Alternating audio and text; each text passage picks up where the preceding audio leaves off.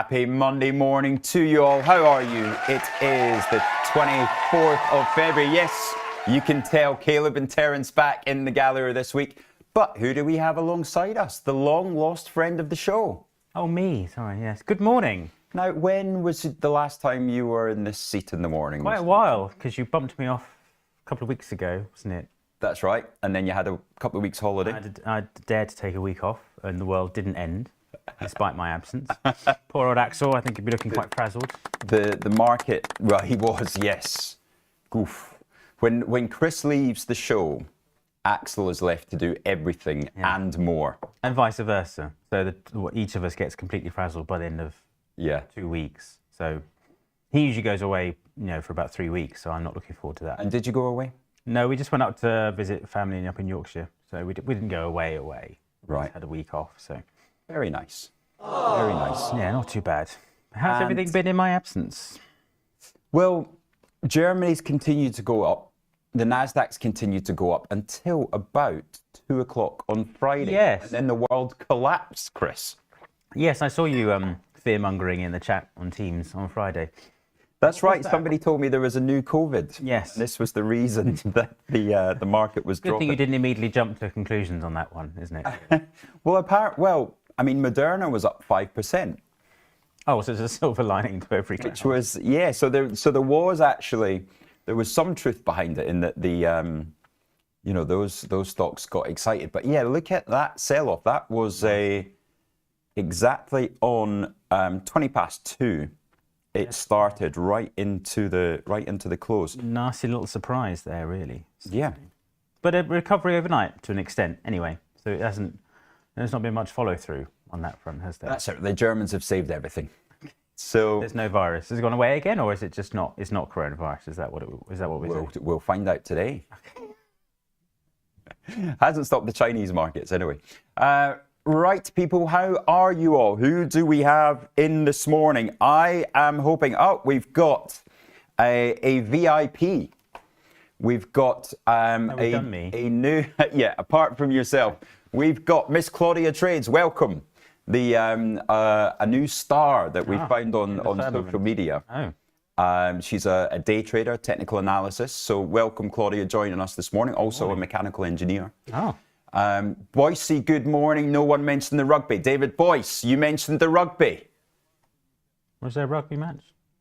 Was there a rugby match? Honestly don't know. I haven't the foggiest. I tell you, Fred done this on purpose, right? He has brought me the most English person in possible to rub it in my face this morning on a Monday morning. I don't know.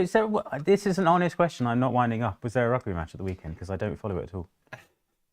That does not surprise me. Egg chasing, it was never me. They used to throw the rugby ball at me at school, and I can't tell if you're winding me or not. Yes, there was let's just get it out of the way. The rugby was amazing right up until the last kick of the ball, or almost the last kick of the ball. Did you not win? We scored 3 tries at Twickenham, which is winning, so the Allianz. Right. Met some new friends. We're going to have Chris join us this morning as well. Now, you're going to get on with this guy. This could be your favourite client of all time. That's tough competition. Ex-head of entertainment at Butlins. Wow. Does he have a red coat? For many years. Head of entertainment at Butlins. Wow. And now has his own business and is one of our big traders up there in Ayr in Scotland. Okay. Flew all the way down for the rugby match. So good morning to you, Chris. Thank you very much for coming to join us. But yeah, the IG box was alive and kicking. Was it? Did you go? Yes, were you there in person? Okay. I was there with my Scotland scarf on. So Scotland were playing? Scotland and England were playing, Chris. Oh, you played us. I see. And who won? Us. It does actually, it annoys me that there he is, Trading Days, good morning. That is another one of our good friends here. I don't know if I'm allowed to say his name. He's an undercover operator. Keep it hush-hush. Keep it hush-hush, but yeah, he did say I'll be on Trading Days in the morning. Good morning, away from the numbers. Yes, it was a good game. But England won? England won. Okay. I promise you I'm not winding up. I really had no idea there's rugby on. So. Good morning, Ronnie, joining us in the chat all the way from the trading desk over there. So, look, now, let's first of all have a look at what's coming up on today's show, because we're a bit, there's not so much single stock news, but what have we got coming up? Can we please see, people? Well, it would be nice if I could see it on my screen then. Thank you. Gallery, fast asleep on a Monday morning. 8:25, trade expectations with Matt Arbour. He's joining Angeline to find out what is happening in the vol markets. How is the DAX going to take this German election result? Then 8:50, Dr. Isar is joining me. Now, he's not an official doctor, of course, but he is going to be the doctor to my portfolio this morning. We are going to be going through opening bell and market measures, and it's going to be a practical lesson today. It is going to be looking at a portfolio of options positions and learning what do you look at, how do you judge your risk, and in a big move like Friday when we had that move in vol, huge move, huge, then what's the P&L effects there of being short options? 9:40 a.m. live from the trade desk. Aaron Bright, 10:05, technically speaking, with the one, the only, the master of German politics, Axel Rudolph. How is the DAX going to move this morning? We're all set up for a positive open, Crispy. Yeah, he's going to come into his own this morning because he obviously has, by default, become our in-house expert on German politics. By default, because he's German. Yes. Default, as Homer Simpson said, the two sweetest words in the English language, default. Yeah, he's rely on him for some last-minute analysis on what this means for Germany. Right, do we still have the coming up slide up, guys? Is there anybody in the gallery this morning? Thank you very much. There we go. Yes, as in the coming up slide was up for about 2 minutes longer after we finished coming up. That's what the problem was, Caleb. Thank you. It's a Monday morning. Right, so now you can put the DAX up because that's what we're talking about. And we've got, you see the futures there moving last night as we opened in Germany. We've got from 11 p.m. last night, it opened up about 40 basis points. Then we rallied. We stuck around the 22,324. We had another move higher when we got the actual result in. Now, what is the result, I hear you say? Well, the Financial Times very kindly put it on the front of their site for us. So there it is. The CDU winning with 28.5% of the votes. The AfD, that's the far right in Germany, getting 20.8%. Then the SPD having their worst result in 100 years. Since 1887, but then they were banned in 1887 by Bismarck, so it doesn't really count. Oh, so even that. It's your worst result since you were unbanned. But yes, that was my German history fact I learnt last night. My girlfriend's great uncle, Bismarck. Really? Sorry, that's very... Oh, that is the most expressive I've rugby, seen. I don't care about, but the fact that your girlfriend's distantly related to the Iron Chancellor, that's very right. They are the Menke family, and the Menkes were the mother of Bismarck. He used to eat 12 boiled eggs for breakfast every day. Wow. Now, talking about breakfast, somebody... That was seamless. This is seamless. Has come in to take a big chunk out of Just Eat. So we're about to go through the biggest deal premium that I've seen in a long, long time in overnight action.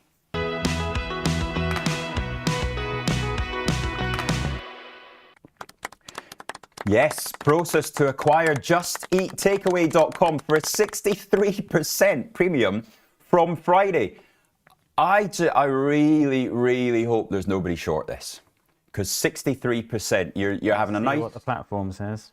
Slow start to the week, and then boom, up we go. So Process, the company that also are invested in Delivery Hero, they are paying 4 billion, which is 20 euros 30, and that's a 22% premium over the 3-month price. So as they've been talking to them, the share price has been going lower and lower. And that means that, they've fallen 88% from their pandemic peak. How much from the IPO? Well, takeaway.com originally listed on Euronext at 23 euros a share. So they're coming out, if you've been holding takeaway.com. I think Just Eat was about 240p or something off the top of my head. Right. But yes, like so many of these companies, such a familiar share price chart. If you just look at, there it is, it surges through the pandemic and then not much. Yeah. Really, I mean, it's gone sideways for ages and ages, really. Yeah. They did buy Grubhub for 7 billion. Did they get rid of it again? They flogged it on, didn't they? I think. Oh, did they? I thought so.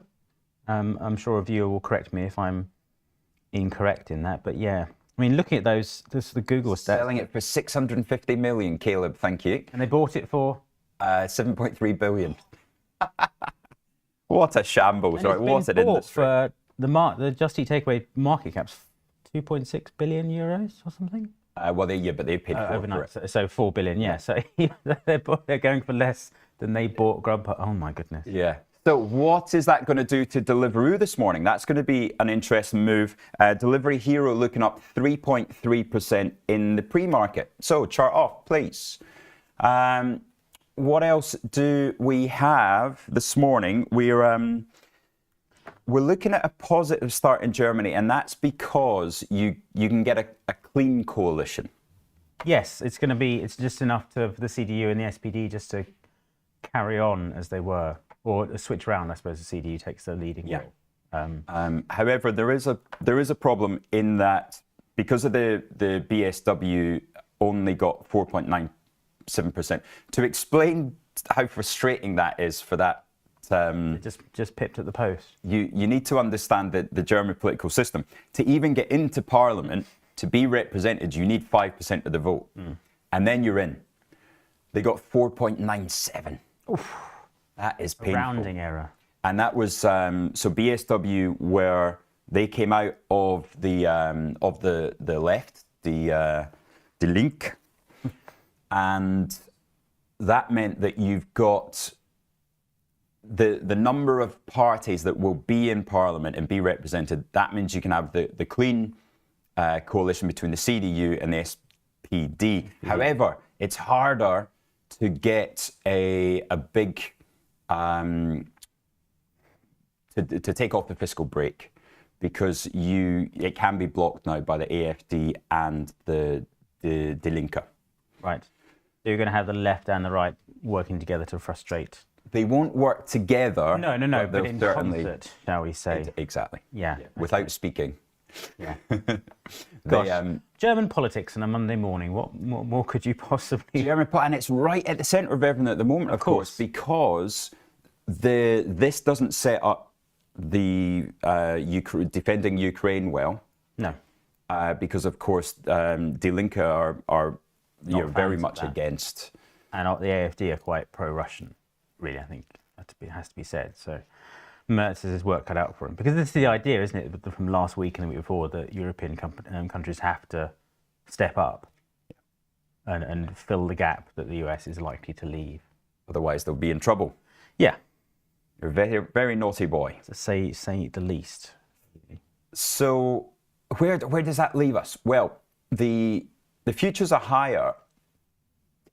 Bit tricky. You get the clean coalition, but there are barriers. Die Linke are in fan of this taking off the fiscal brake, or he can actually go to a national emergency, and he can access. That's a bit Trumpian. A little bit Trumpian, but that's the way of the new world. Didn't work in South Korea, but it might work here in Germany. So we're gone quiet on that front. So it'll be really interesting to watch how the morning develops. Not the best result, but perhaps a clean result. Die Linke are fans of getting rid of the debt brake or changing it, but not to fund defence spending. Exactly. Okay. So you can have this big infrastructure spend, telecoms. If only we knew a telecom company that share price was very low. Famous? I can't think of one. Who has over 40% of revenues in Germany? It's 7:44, and you're just about to cover Vodafone. Is this a new record? That's Vodafone. Vodafone is now a German company in my eyes, and therefore should benefit from the German election. Maybe it should rebrand. That would be a good way of, it's like getting China in your name about 15 years ago. So yeah, rebrand and well, I think they're even listed on the German exchange. So if that umlaut in the name, helps. And then that would get them halfway there.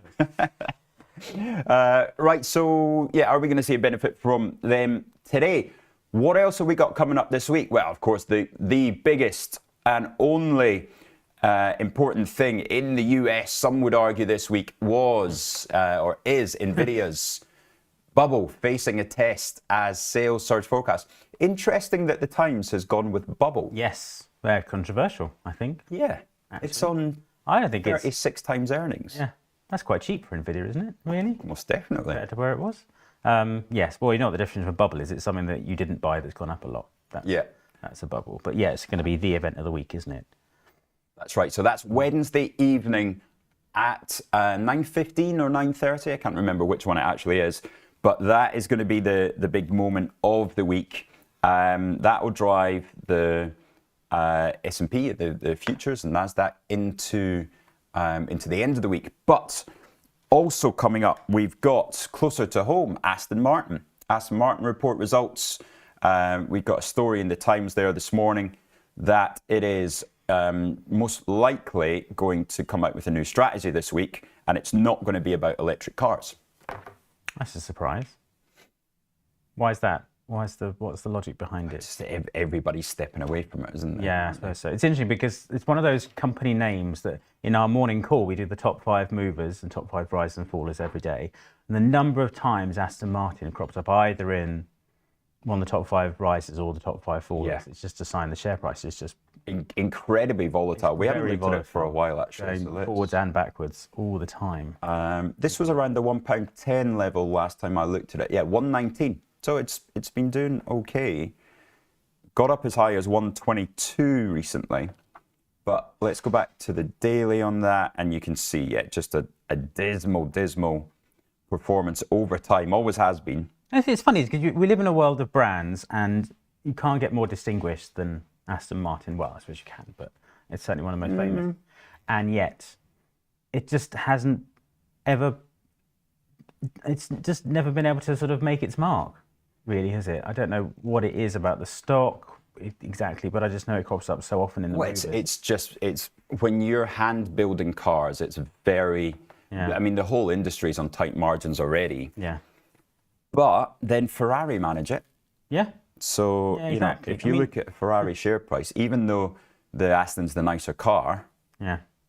I mean, talk about AI stocks surging. It quadrupled from October 22 to July 23.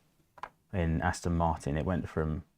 It's the other way. And now it's gone all the way back down again. So it's found a support at 100. So there you go, there's a nice support line there for you. So this is the Ferrari chart there, Chris. I mean, that is absolutely incredible, isn't it? What a performance. Fantastic. As you'd expect. Even as other luxury goods, and I would definitely term this as luxury goods. Yeah. Even as other luxury goods have collapsed, such as Louis Vuitton, this has just been relentless. Yep. Buy Ferraris, not handbags, I suppose, is the lesson. Yeah, if you compare Aston Martin to Ferrari, that it's just horrid. It's brutal, really. There you go. What a great conversation on a Monday morning. Ferraris and Aston Martins. Who thought that we should be going on to talk about Aviva and Swiss Re? You're the one that wants to do insurers. What do you want to talk about this morning, people? What's R6 in here? Good results for the Reds yesterday, Gavin Ackers says. We had a moody Frenchman in there this morning, right? Is that a tautology? Now, I'm not sure if any of you watched the France rugby game yesterday. We know you wouldn't have. But they perhaps one of the biggest winning margins in the Six Nations of the last few years, right? It was something like 75-24. And who were they playing? I cannot believe we let 3 tries in against the Welsh. I'm like, you won by 50 points. Yes. You have to give them something. Really. A 50-point margin, I think it was. And it was a Napoleonic margin of... A Napoleonic margin, very nice. The master himself would be pleased. Has the price dropped due to the lack of Bond film? Well, that's going to be fixed soon. Are Amazon going to take on Aston Martin with Bond? It's a good question. You don't hold up. I'm not a Bond fan, to be honest with you, especially the. What? I can just about watch the old ones because they take themselves too seriously. But okay. Ever ever since what's his name? Who's the current one? I don't know. What's his name? Daniel Craig. Daniel Craig. Daniel Craig. It's just far too serious. They've lost the fun and They went quite dark, didn't they? Yeah, and I think it just takes itself too seriously. I haven't Yeah. got time for it. It's too much running around and blowing things up. There's no. I just get bored. What do you want from Bond? No, I don't watch Bond. you do, yeah. It's the thing that used to be on a Sunday afternoon, nothing else on. Watch some old James Bond. Watch Sean Connery drive a car around and. Yeah. Q. Is it Q or M? Who's the one with all the gadgets? Well, Q's the gadgets, M's the boss. So you want Q with just silly gadgets, and then that's it. Who's the Q of IG? Would you say? Probably Ant. It's probably yes. Yeah. Yeah, go on with that. Good old Ant. There you go. Right, if Bigger B is saying if I want to buy a top of the line Ferrari, it'd have to be approved by the brand to buy it. Is that right? Where in Aston Martin, you walk in. I do know somebody that walked in once and paid on a debit card but it was a Vantage. Right. So, yeah. Oh, so you can't buy a top of the line Ferrari without permission? That's right. You have to join. Very much. Yeah, I've not got time for that. If you want the car, you want the car, surely.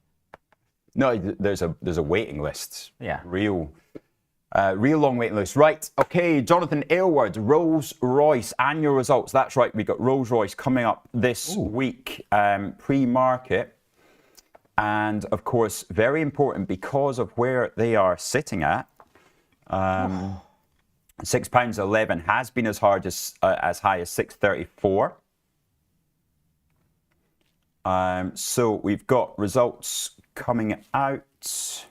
Yeah, if you'd said on somebody Thursday at 7 a.m. If you'd said somebody in November 22, you should buy Rolls-Royce at 80p a share, 90p a share. Please don't remind me because I hear about this. Yeah, well, it's always from my obvious with hindsight. It's always this is what you should have done. Bought Rolls-Royce because it's going to go up. But it's still remarkable for a company it's not the most exciting in the world, is it? But clearly it knows its stuff. Mini nuclear reactors, aeroplanes. Yeah. Defence contracts. And submarines. Yeah, I suppose so. So exciting to some. Yeah. If mini nuclear reactors are your thing. But yes, we will take more of a look into Rolls-Royce on Wednesday. As we go into the day before, that's going to be a big moment, obviously, for the UK investors this week. Will gold hit 3,000? It's coming. It's just a matter of when, in my opinion. We've got 29.43. What have we got coming up in macro world this week that could take us up to that next level? We're in that kind of that quieter week of macro. Yes. It's PCE, inflation, but it's going to be that jobs number, I think. Because remember, you've got all those resignations coming in the US. This non-farm payroll at the start of March is going to be really interesting. It comes out every month, isn't it? This is the most important non-farm payrolls reading since last month. It's the way everyone tries to sell it. No, this one was the really important one. But is it true that Elon sent this email? Well, yes. I was just reading this. And some departments have said to ignore it, and others have said to reply. So that the FBI and the Pentagon and I think states have said don't reply to it. Just ignore it. This was, if anybody hasn't seen it, the email of what have you done this week? What have you achieved this week? And failure to reply will be taken as a resignation. Yeah, I mean, it's already, you had Trump firing the chairman of the Joint Chiefs as well over the weekend. Well, asked him to leave, essentially. So the purge continues at all levels, doesn't it, really? Yeah. Right, IAG results as well. And then in the US, my big one of the week outside Nvidia is Salesforce. Salesforce is one that I'm especially interested in playing. So that's going to be, it's also on Wednesday night. So busy Wednesday evening. But yeah, we've got IAG, Rolls-Royce, Aston Martin, Aviva, all hitting in the UK. Germany, Deutsche Telekom, Swiss Re, amongst others there. Ocado? I think we've got Ocado as well this week. Ocado? I think so, according to the calendar. Guaranteed to deliver. That's another terrible pun. Right, shall we just go to break after that? Yeah, let's go to break. We'll see you in 2.5 minutes, where Chris Beecham is going to be ringing the opening bell for the London Stock Exchange. Rise and shine with IG's new morning show, Trade Live with IG, covering all our UK product offerings, including our OTC and exciting new US listed products. Starting in September, join us every weekday from 7:30 to 10 a.m. for exclusive insights from our trade desk, expert trading concepts curated by our friends at tastylive, global guest appearances, and loads of viewer interaction. Regular platform feature highlights and up-to-the-minute market updates. From casual chit-chat to in-depth analysis, we've got your morning covered, live on IG.com, YouTube, and in IG's trading platform. Whether you're a seasoned professional or just starting out, there's something for everyone. Tune in, stay informed, and kickstart your trading day live with IG.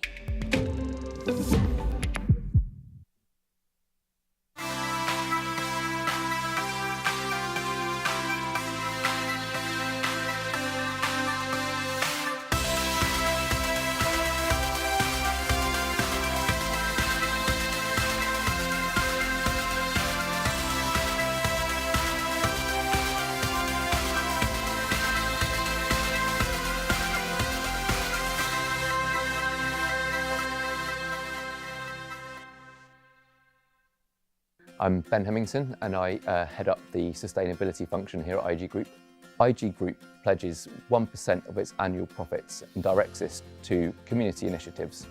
This is a pretty significant amount of money. We're talking several million each year. And I used to work in the charity sector, so I have first-hand experience of just how much of an impact this money can actually have if it's used wisely. In particular, we are focusing on empowerment through education. So looking to see how we can empower members of our community that are disadvantaged in different ways by providing access to quality education. It's an area of work that we're really proud of and that we're having a really excellent impact in. On the IG Group website, we have a download centre which has got lots of information about our sustainability function. Here you can find out more about our product governance, about responsible investment. We have documents around our diversity and inclusion, including a D&I statement, KPIs and targets, as well as our progress against these. You can also find a number of documents relating to how we manage our environmental impact. And then also on that download centre, you can find our community impact report that talks all about our Brighter Future Fund and the impact that it's having.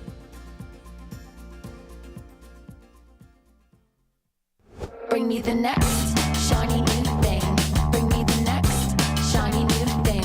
Bring me the next shiny new thing. Bring me the next.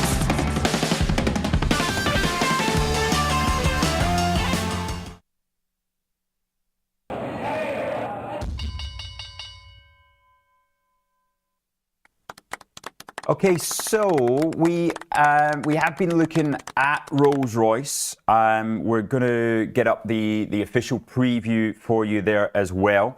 Bigger is also talking about an unscheduled important date this week for SMCI, which has been incredibly volatile. So the 25th is the NASDAQ compliance date. So that's going to be an interesting one. I have been very careful not to get involved. I don't think I've traded SMCI once because it terrifies me.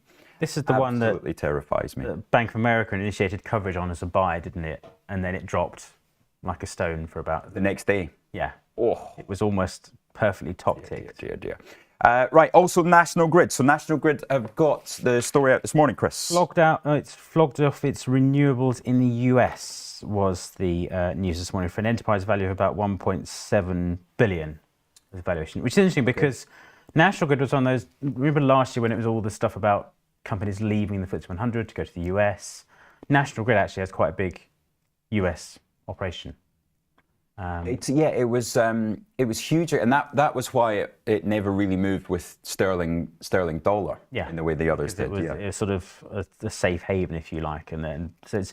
I suppose it's interesting that they've and it's the renewables as well. So it's another shift away from green tech. In this way that they're going. Yeah, nobody wants them, do they? No, you can see which way the wind is blowing, or in this case, I suppose, not blowing. If you're in wind power. Right, 10 seconds, Chris. Have you got your bell ready? No, where is it? You got 2 seconds. Get ringing away. It's time to open It makes London a noise. Exchange. That do? Right, now we are going to focus on Europe this morning because Germany is going to be the big one. How are those stocks going to open? I am going to be interested, especially in that iShares German mid-cap, the MDAX Oh, yes. ETF. How is Vodafone going to react to the prospect of big infrastructure spend coming as that fiscal break is released in Germany? Vodafone up 0.6. Whoa. I'm so long already. I have to. If I didn't have any, and I do, Yeah. if I Do you? didn't, You've not mentioned it before. I would be looking at that one. British American Tobacco up 1.9%. What's going on there? On fire this morning. Don't know. Smoking. I have to look that one up. That's a move I don't get. Producer Fred going to have a look into his fag packet and see if there's anything written on the back of it there for British American Tobacco. They've got Wetherspoons up 90 basis points, obviously buoyed by the rugby results at the weekend. BT 151.70. That one has recovered very well from that City downgrade. They are not. There is clearly no interest there from the City downgrade because that dropped down to 144 and has since rallied up to 152. They do not believe what they're seeing there. I've gone too zoomed in there. Let's see if the Germans are open yet. Some of them are. Lufthansa up 1.9%. But it doesn't look like the German autos are open yet. They're just idling. Schneider. So let's take a really quick look at the upgrades, downgrades, and that will explain why your Schneider Electric that's a reduce. Can we check if that should be in the downgrade section, please?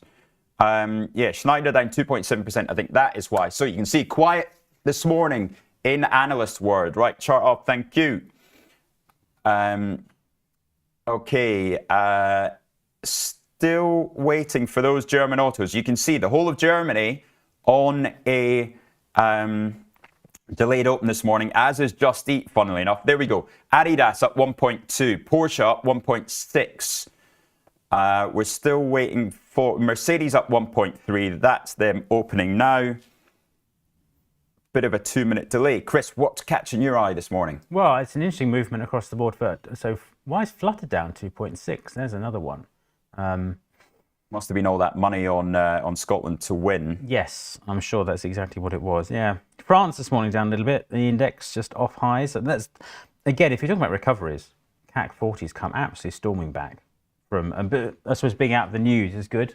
The lack of turmoil in the government. So more focused on Germany, but the CAC has had an absolute stonking run. The European market's just looking a little bit tired, shall we say, even around. Well, American market's looking tired. Yeah, but we still haven't had a massive sell-off. We had volatility. It's been a volatile start, and the second half of February is always a tough one for markets, and that's exactly what you've had. So whether this is just normal seasonal movements. Yeah, true. Before we get into March, see what happens. And the continued march higher. Right, there we are. There's our indices that are up and trading at the moment. Rather boring outside that DAX. Considering Friday night was that huge sell-off, then Europe reacting surprisingly well. 11 basis points higher for the FTSE. You would have taken that standing in the pub on Friday night, worried about a new coronavirus. I think you're the only person that's been bothered by this because it's where the smart money. It's what they were talking about. I see. Okay, but then even the FTSE went. The FTSE had a bit of a knock on Friday, but not hugely, given of course where it's come from. Again, it's still quite an impressive recovery there. I'm hearing a huffing of breath in the gallery in my ear. They must have not quite had the right positioning on in their demo account. Oh no, what have they done now? We haven't heard much about this demo account. If you remember, I was offering them to fund them with real money if they managed up 20% in February alone. And what are they on? I've heard nothing. No. There was talk of a rich inverse ETF going on. Okay. and that disappeared. Yeah. So, which It's always easy when it's a demo account. There we go. But there we go. there it is. Vodafone now up 1%. It's off and motoring along with Germany. That's right, Vodafone. Big part of the business is, of course, German infrastructure, with the prospect of billions and tens of billions going into rebuildings of Germany. Then this is the chance for Vodafone recovery in the most important part of the business, the only part of the business that isn't up and firing. Maybe you then get to back down to only a 50% loss in your shares rather than 57%. Over what year? It was a stat I saw this morning. Since early 2020, if you'd had 10 grand in it 5 years ago, you now had about £4,238. That is a good chance to look at Deutsche Telekom. Now, Deutsche Telekom reports this week. This is an interesting one. If you want to see what Vodafone could do or could have done, this is where your money could have been. Stellar. In German, and of course that isn't German infrastructure itself. That's the fact that they own T-Mobile in the US, which has been stellar. So it's not a German story at all, really. It's just another way of playing the US. Well, it is. I mean, it is a German story, but they're buoyed by. Yeah. But it's like saying T-Mobile. Ashtead's a UK company. It is, but all its stuff's in the US. So. I am tempted to put this on as a pair. Yeah, you could argue that a lot of the good news is now in the price of the US, and maybe better news is coming for European stocks. You could argue that. I think. Let's have a little look at how T-Mobile has. Is it TMUS? Have to. TMUS. Yeah, T-Mobile. How has that one traded over the same time period? Exactly, right? So that is Deutsche Telekom. Therefore, if we have a look at Vodafone against that, it's you might say not a similar picture in the same time period. Don't worry about these charts. I did speak to the team responsible on Friday, and they're promising to come up with a fix. Why? What was wrong with the chart? There's certain spikes down every time somebody in a bank puts in a wrong print. It's not removed, so you get these big moves down. So it's all those fat fingers, you know, the sort of Nick Leeson type of prints that go in there. Very interesting interview with Nick Leeson on Friday on Bloomberg. If you look at Bloomberg Daybreak Europe, you can hear Leeson speaking about a 10-minute interview. Okay. Should we get him in? You should do. As I should ring him up as an old boy. Yeah. That's right. You guys went to school together. Well, we didn't go to school together. He was. You were his best friend, I heard, Chris. You taught him everything about trading and risk management. Could you imagine? That explains a lot, really, doesn't it? Particularly. But yeah, you were at this. You went to the same school. Yeah, in Watford. Parmitter's in Watford. About the same age? No, he's older than me. Is he? Yes. I'm not going to ask how old you think I am now. I'm going to find. Right. So, is this the turnaround for Vodafone, or do we buy Vodafone and short Deutsche Telekom? That is a trade that I'd be interested. I'm going to set up the relative on that and see how the relative. Oh, that's going to look really interesting, actually. I'm tempted on that one. What would Axel say about shorting Deutsche Telekom here? Yes, he'd say you were. Well, I don't know what the German is for an idiot, but I was shorting an uptrend. I think we've got Axel sound bites now. Why would you want to short that? It's just brilliant. We should get one of those, just a button. That's brilliant. No, they do. Yeah, that's on the That's button. They've excellent. got about 10. We won't go into it now We because should get that in the platform. they get too excited. We should get that in the platform that just appears. Every time you go to short the DAX. Yeah. It just appears and shakes his finger at you. Vodafone now up 1.2%. That's right. We're going to keep on talking about it until it's higher. John Wood, recovery. Andrew McKelvey asking, was the low in place? Potentially it is. Is that all the bad news out in John Wood as they cut their chartered accountant, who was not a chartered accountant, and it's interesting. Right. Now, just checking what else is going in the chat. What do they want to talk about? Bayer up 2%. Bayer's one that's really suffered as well. Didn't they buy Monsanto? They did indeed, and they And paid the obviously price Yes. in a big way. Most- Right, waiting for Just Eat to open. Do we have it open? Producer Fred, yet? Still not open. Rheinmetall up 3%, 924. Clearly not paying attention to that problem that you've got a barrier against upping defence spend. Yeah. I'm surprised by that move. Shoot first and ask questions later, I suppose. Very good. But yeah. Well, I think it's a fair bet that European defence spending is going up either way. And it'll be hard pushed to, if not so, if in as well Germany, France, UK, everyone. Really. Okay. So, all right, Porsche, Lufthansa, as no outsized moves there in Germany. Schneider now down 5. Interesting. Don't quite understand that. That's not because of the change in rating. That must be something else going on there. And then downside in the UK, you've got Carnival. It's about that time of year in Brazil, isn't it? It is, yeah. Yeah, well, this one not coming along to the party. Down 3%, along with Flutter down 2.3%. Iron Brew down 1.9% after the loss in Saturday. Consumer confidence in Scotland. Yes, Scotland must take an absolute hit, really. Getting smashed to pieces. Unless they drink more of the stuff for comfort's sake, I don't know. Right, we've got, Antofagasta down 2% as copper. That leads us into having a look at Commodities World. Chris Beecham, what are we seeing? What are we seeing in commodities? Well, you've got palladium, platinum down, copper off slightly. Yes, I think you've had such a strong run in China that commodities have been a bit of a beneficiary, but it's just coming off the boil a touch, isn't it? Yeah. Oil's an interesting one because they're talking about more sanctions on the Russians, and yet you've got oil right back down at the lows the last couple of weeks. And I remember The saying, sanctions are just a bargaining chip, aren't they? kinda, yeah. I remember saying to you that oil looked like prime for a bounce. Of course, it hasn't done, has it? So that was hold my hand up on that one, because that one definitely didn't work out, did it? We were looking at the 80 calls together. Yeah, we were optimistically, and let's just say it hasn't worked out. It hasn't, not yet. Not yet. Right. No Arthur Fox-Haig. You can be rest assured that absolutely not. The spikes in the charts are not part of the pricing. They are prints on the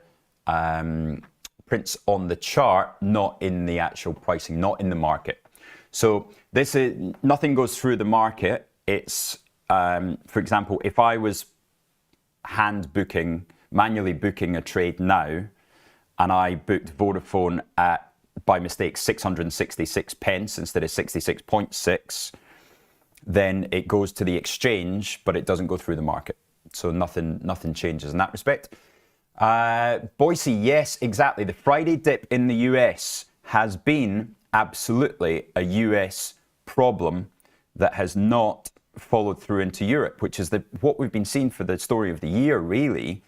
Europe massively outperforming the US, Yes. Chris Beecham. Yes, it Did has, anybody speak about that last year? No, somebody may have done, but I didn't really pay attention at the time. So. FTSE on fire. FTSE on fire, 8,670. Year to date, that's up from 8,200. So we're about 500 points higher. That's 6%. Whereas in US now, we must be flat in the year, are we? Yeah.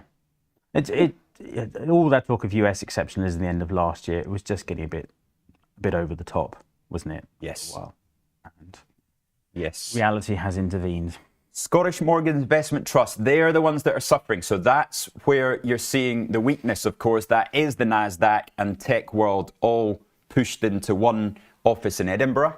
Must be a happy place this morning there then. Oh, yeah, God, well, no, there's probably some English that work in there. Oh, okay. Some English. Some of the English. That's enough. There was also Gav. There was two of us in the box on Saturday supporting Scotland. Two of us. I literally was down on one knee with my head in my hands for about 10 seconds. Then I realised the game wasn't finished, and we kicked the ball into touch again, and there was a final flurry. English defence had to be so careful in the overtime after 80 minutes, you're not getting a word of what I'm saying. No, it's always talking a foreign language again. I'm trying to think of a English-Scottish battle I can compare it to. But there we go. Well, Bannockburn would Well, be the yes, closest. or Stirling Bridge, yeah, that kind of thing. Now, a lot of you are asking Chris Beecham, if you weren't watching the rugby, what were you doing on Friday? I was in Salisbury Cathedral, as you do, so... Not only in Salisbury Cathedral, No. but performing in Salisbury. Playing the organ, yes, for the service. So we had the choir I play the organ for. They went down. You can go to a cathedral in the half terms when the cathedral choir's on holiday because it's a school. They have half terms, so then you can go and sing for the service. So And I had the whole thing to myself for about an hour in the morning. There was nobody else in the building. It was just me practicing. Yeah, they just give you the key and go. Yeah, there you go. Off you go. That's incredible. Yeah, it's great fun. Are we taught like Phantom of the Opera stuff? Not quite that way. No. Can you touch do what you like. either end of it? You can push all the knobs and buttons. Yeah, you can see what they all do. So you have to spend an hour. How big is the organ, Chris? Well, it's about 80 stops for about 40,000 pipes or so, and it's 40,000. yeah, it's kind of spread across two. There's two sections. There's the one bit here and the other side of the building. It's there, so you've got to work out how it all fits together and stuff. And the original. Yeah, it is. I think it's viewed as probably the best English cathedral organ of its type, and it's not been mucked around with this. I'm trying to think of a car, maybe analogy for most people, because I know it's a bit of a niche area, but it's sort of a classic car that's not been updated. It's still as it was mostly. It's had a few bells and whistles. A DB5. Yeah, that kind of Aston thing. Martin Yeah, thing, exactly. So but it is like driving a Rolls-Royce for an organist. It's just everything is nice and in tune and it's very smooth. And do you sort of go into your own world? Yeah, but you have to get ready for accompanying the choir later on. So you have to set everything up and put it all in as a computer, which you put all your presets in, and then you push a button, and then it's all ready, and off you go later. Now, if in terms of DJing in Ibiza, you were at Pasha right there, weren't you? Yes, exactly. Yeah, it's like Nirvana, I suppose, for organists. Yeah. Good stuff. Right. Cat getting hit. Footsie is next, says Bitcoin Trader. Bitcoin Trader, welcome to the chat. I haven't seen you before. So, yeah, welcome. And let us know your thoughts on Bitcoin as well. We're always interested. For the non-leveraged account, of course, people are interested in, we don't advise it at all for leverage accounts with volatility on volatility. But everybody is always, of course, keeping an eye on it like we are gold. And Monkey Man dropping in. Now, Monkey Man, are you going to tell me the result of the England-Scotland under-20 match? If you're bringing this up, Monkey Man, and it's not the right result, we're going to have issues, sir. Deliveroo up and running, up 4.5%. Deliveroo in the same building as us downstairs. Will they be cheering? Will they be hoping? I'm not sure, because Just Eat is just a pure rival. So this, you would think. It's always the takeaway, sympathetic takeaway M&A news, isn't it? That's what. If it was me writing a story, I'd say yes, they were up, because it makes it more likely that someone else might buy them.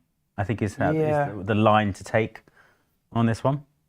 It shows you there's value in the sector. Let's put it that way. Yeah. Value in the sector, absolutely. That's my takeaway from it, anyway. Yeah, very good. That's two in a row. Always delivering is Chris Beecham. In my basket. Germany falling away a little bit. BMW only up 1, was up 2. We're still waiting for Just Eat to open. Not BMW. BP's an interesting one. BP, we've, of course, Elliott there in the background have bought a 5% stake. There we go. There's an exact example of the chart I'm looking at. How am I meant to work with that? How am I meant to work with that? So you can see if we close it in, then we get the better chart. So on a 15-minute, let's go back to when Elliott took that stake. There it is. There's the announcement. Stock was trading at 433. Elliott released their news. They bought a 5% stake. Rallied 455 up to 470 at the highs on the day of results. And now dropping back to sub 450. Yeah. But it's post results. You often see this with the share price, don't you? That the good news. The good news is in the price. It's one of those things that analysts tend to say. Well, it's not, because we got the strategy coming up this week in 2 days. BP. Well, then maybe there's something. They're clearly under pressure to do something. Yeah. Aren't they? So maybe there's more good news coming through if it gets the nod of approval. But yeah, my long position not looking slick at the moment. Oh dear, the fun we have. Hey, where would you rather be on a Monday morning, people? What would you rather be watching this morning? CNBC? You don't get this on CNBC, do you? No, they don't do puns, do they? Bloomberg certainly don't do puns. Right, Lloyds. Now that is my recent winner. So Lloyds now breaking back. Look at that. 67.06 on the chart. We're really seeing that in the territory. That's interesting. Yeah, there we go. That's its highest level. Not updating. Where is it trading? 67.04. But yeah, Lloyds looking to break out. It's right there on the chart. We saw it on Thursday. Thursday it did break out. We saw it trade up to 67.40. Now trading at 67 pence this morning and attempting a breakout. So the next area is about 72, 73 from early 2016. It's the next level to watch on that one. 72 to watch on Lloyds. Yeah. The next one. Right, where we find the Just Eat. Please tell me none of you are short this thing, because my goodness me, this is a beast. Takeaway.com. This is the first one that the chart is true. Yeah. If we look at the spike, my goodness me, that is incredible. 53.4%. The purchase price is €20.30, but you don't care. If you hold this thing, you're taking the money at 19, aren't you? You don't. It's irrelevant now that the actual numbers, the percentages, you don't care. Thank you very much. I'll be gone. Thank you very much. I went home Friday with €12.60 in my pocket, €12.50, and now I've got 19. Yeah, the delivery fairy has delivered you a little present, and that's it, really. Are you one for getting the old delivery in? Yeah. Sometimes it's so expensive, though, isn't it? And of course, out where I am, it's either Indian or pizza. There's very little variety. Not Domino's. Yeah, sadly. Oh dear. Don't like it. No, I don't like it either. But Dear. Right, excellent. Saxena finding us what we need to know. Bloomberg saying Schneider and Siemens Energy down because Microsoft cancelling a data center's lease. The headlines are exciting this morning, aren't they? But yeah, okay. So this is again off the back of DeepSeek, and what the stocks that were really hit hard there weren't the obvious AI names like Nvidia. It was the data center stuff, the electricity providers. People saying you won't need as many data centers. But have they said that? Well, if that's kind of the market thinking, is that if you can do this AI stuff more cheaply, more efficiently, I guess that's what the Microsoft headline is. That would be the first time we'd actually seen proof of it. Yeah. Down 6%, Siemens Energy. That, of course, dropped on the DeepSeek news. And are we now back? Well, there we go. So on the morning of DeepSeek, there it is. We dropped from 60 down to trade as low as 48. And this morning, this morning we dropped from 60. So we got back to the exact same level because of good results. And now trading at 54.5. So yeah, Saxena, thank you very much. That's really useful. Good stuff. Right, Ange is going to be in with Matt Arbour to talk about volatility going into this week of Nvidia. We'll see you shortly. I'm back with Esar in half an hour.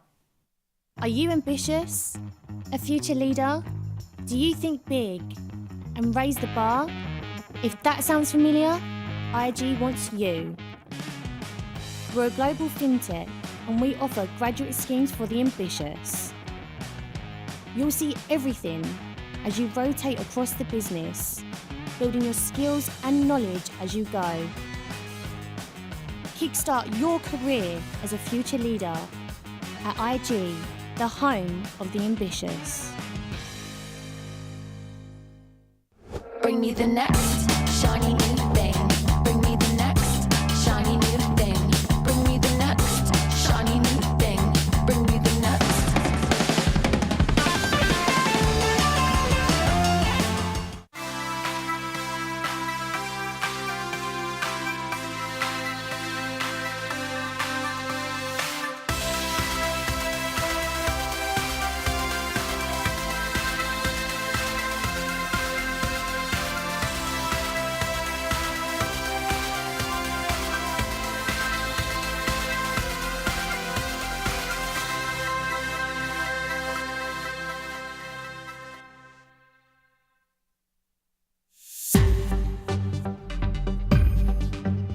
You can find a variety of asset classes on the sidebar menu to the left of your platform.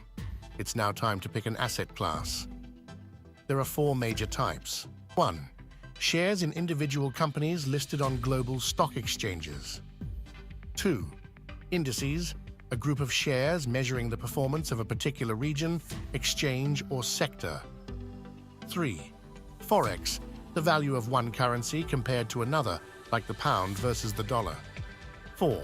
Commodities, like gold, oil, natural gas, or wheat. Decide which of these markets interest you and which you know the most about. It's up to you to research the market you'd like to trade. This will help inform any trading decisions you make. You need to know the risk of trading a particular market. For example, some markets react to events like economic releases. Next, look at the market's opening hours and how they'll fit into your trading plan. The deal ticket will let you know if a market is open or closed. Lastly, look at the costs and charges applicable. Once you're happy with your market choice, place a deal through the deal ticket.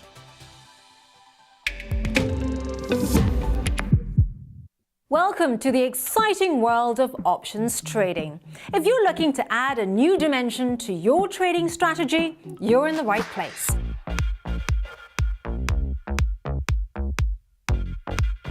Options trading offers unique benefits that can elevate your investing game.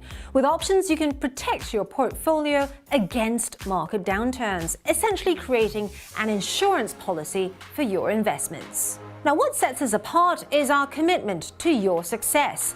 We provide extensive educational content to help you understand options trading inside and out.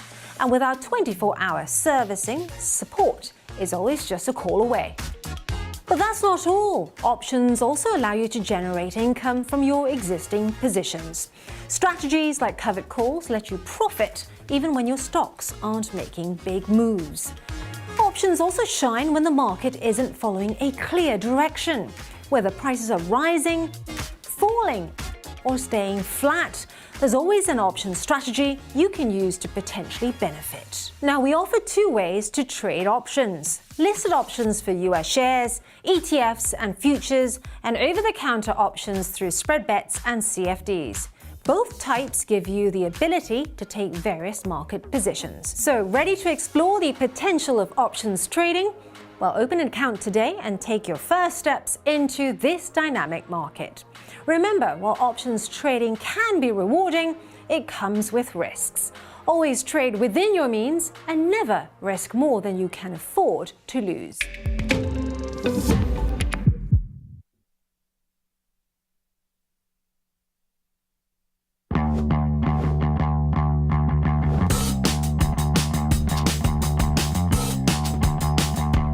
Bring me the next shiny new thing. Bring me the next shiny new thing. Bring me the next shiny new thing. Bring me the next.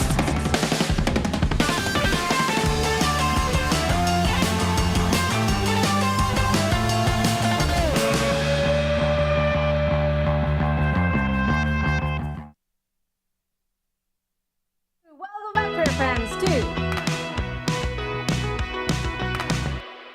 Caleb got me really excited there. He suddenly came back to myself and Matt Arbour. So I was there going, wow, we're back in. Welcome to Trade Expectations. And Matt is back for us, fresh from the slopes. Morning, Ange. Yeah, how are you?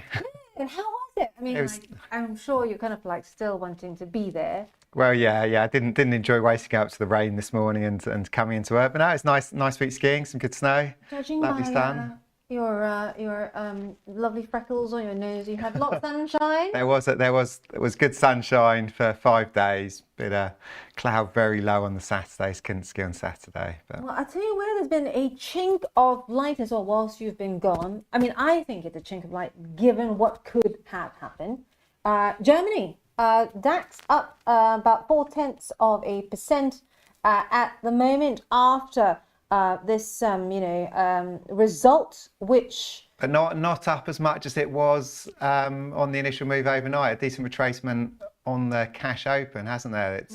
It's the classic thing that what I like to say, the real people are less enthusiastic than the machines when the cash market opens, sort of quite quick 100-point reversal. Yeah, I had a lot of really, I mean, the reversal is one thing. We've got some other trader friends here talking about, I'm still short the DAX, I think it was Boise. But also, we had quite a few people messaging me this morning, friends from my past life at LSEG and Reuters as well. One particular former CEO saying, it's still grim. The likely grand coalition is the same party, CDU, SPD, that were responsible for Germany's shocking own goals of the past 10 years. And he was quantifying this by saying total dependence on Russian gas, decay of the Bundeswehr, decay of key infrastructure, and the accelerated shutdown of existing nuclear power stations. Also, everyone in Germany that I know is saying that they are not holding their breath for a quick resolution over there. And the view is that the outlook is still, Well, yeah, this is true. If you've been short the DAX, you're consistently looking, going, what am I missing here? There's no real good news in Germany. Without cheap energy, German industry isn't the world beater that it used to be, with tariffs coming in, with the move to electric vehicles and China eating your lunch. There's not a lot of good news in Germany, and yet still, what was it at the end of on Thursday or Friday before I went away, the bounce on German autos for reasons that I didn't quite understand. Traders just seem to wish to still buy German stocks. Let's have a look at German autos here, because I know our Sachs has an interest in BMW, and it is up 0.8% there. Volkswagen up 0.33% as well, and Porsche up 1.6%. I think for why there's still this appetite for these German automakers, and it's because if you go to Southeast Asia and China, it's still seen as the top of class when it comes to cars. I mean, never mind all these adverts about EVs, and would you be watching this going, EV9, EV9, buy in EV9. And I completely get that. So we have many trader friends who have started driving or bought their first EV and said they'll never look back. But it still has cachet, right? And you still wouldn't rent an EV, would you? Like, I just picked up a car rental. They always ask you at the counter, would you like an electric? You go, God no. I want to be stuck in rural France and find a charger. No, it's a in the snow. Well, yeah, you just, the certainty. Not that it's easy to find a petrol station a lot of the time, but you know where you are.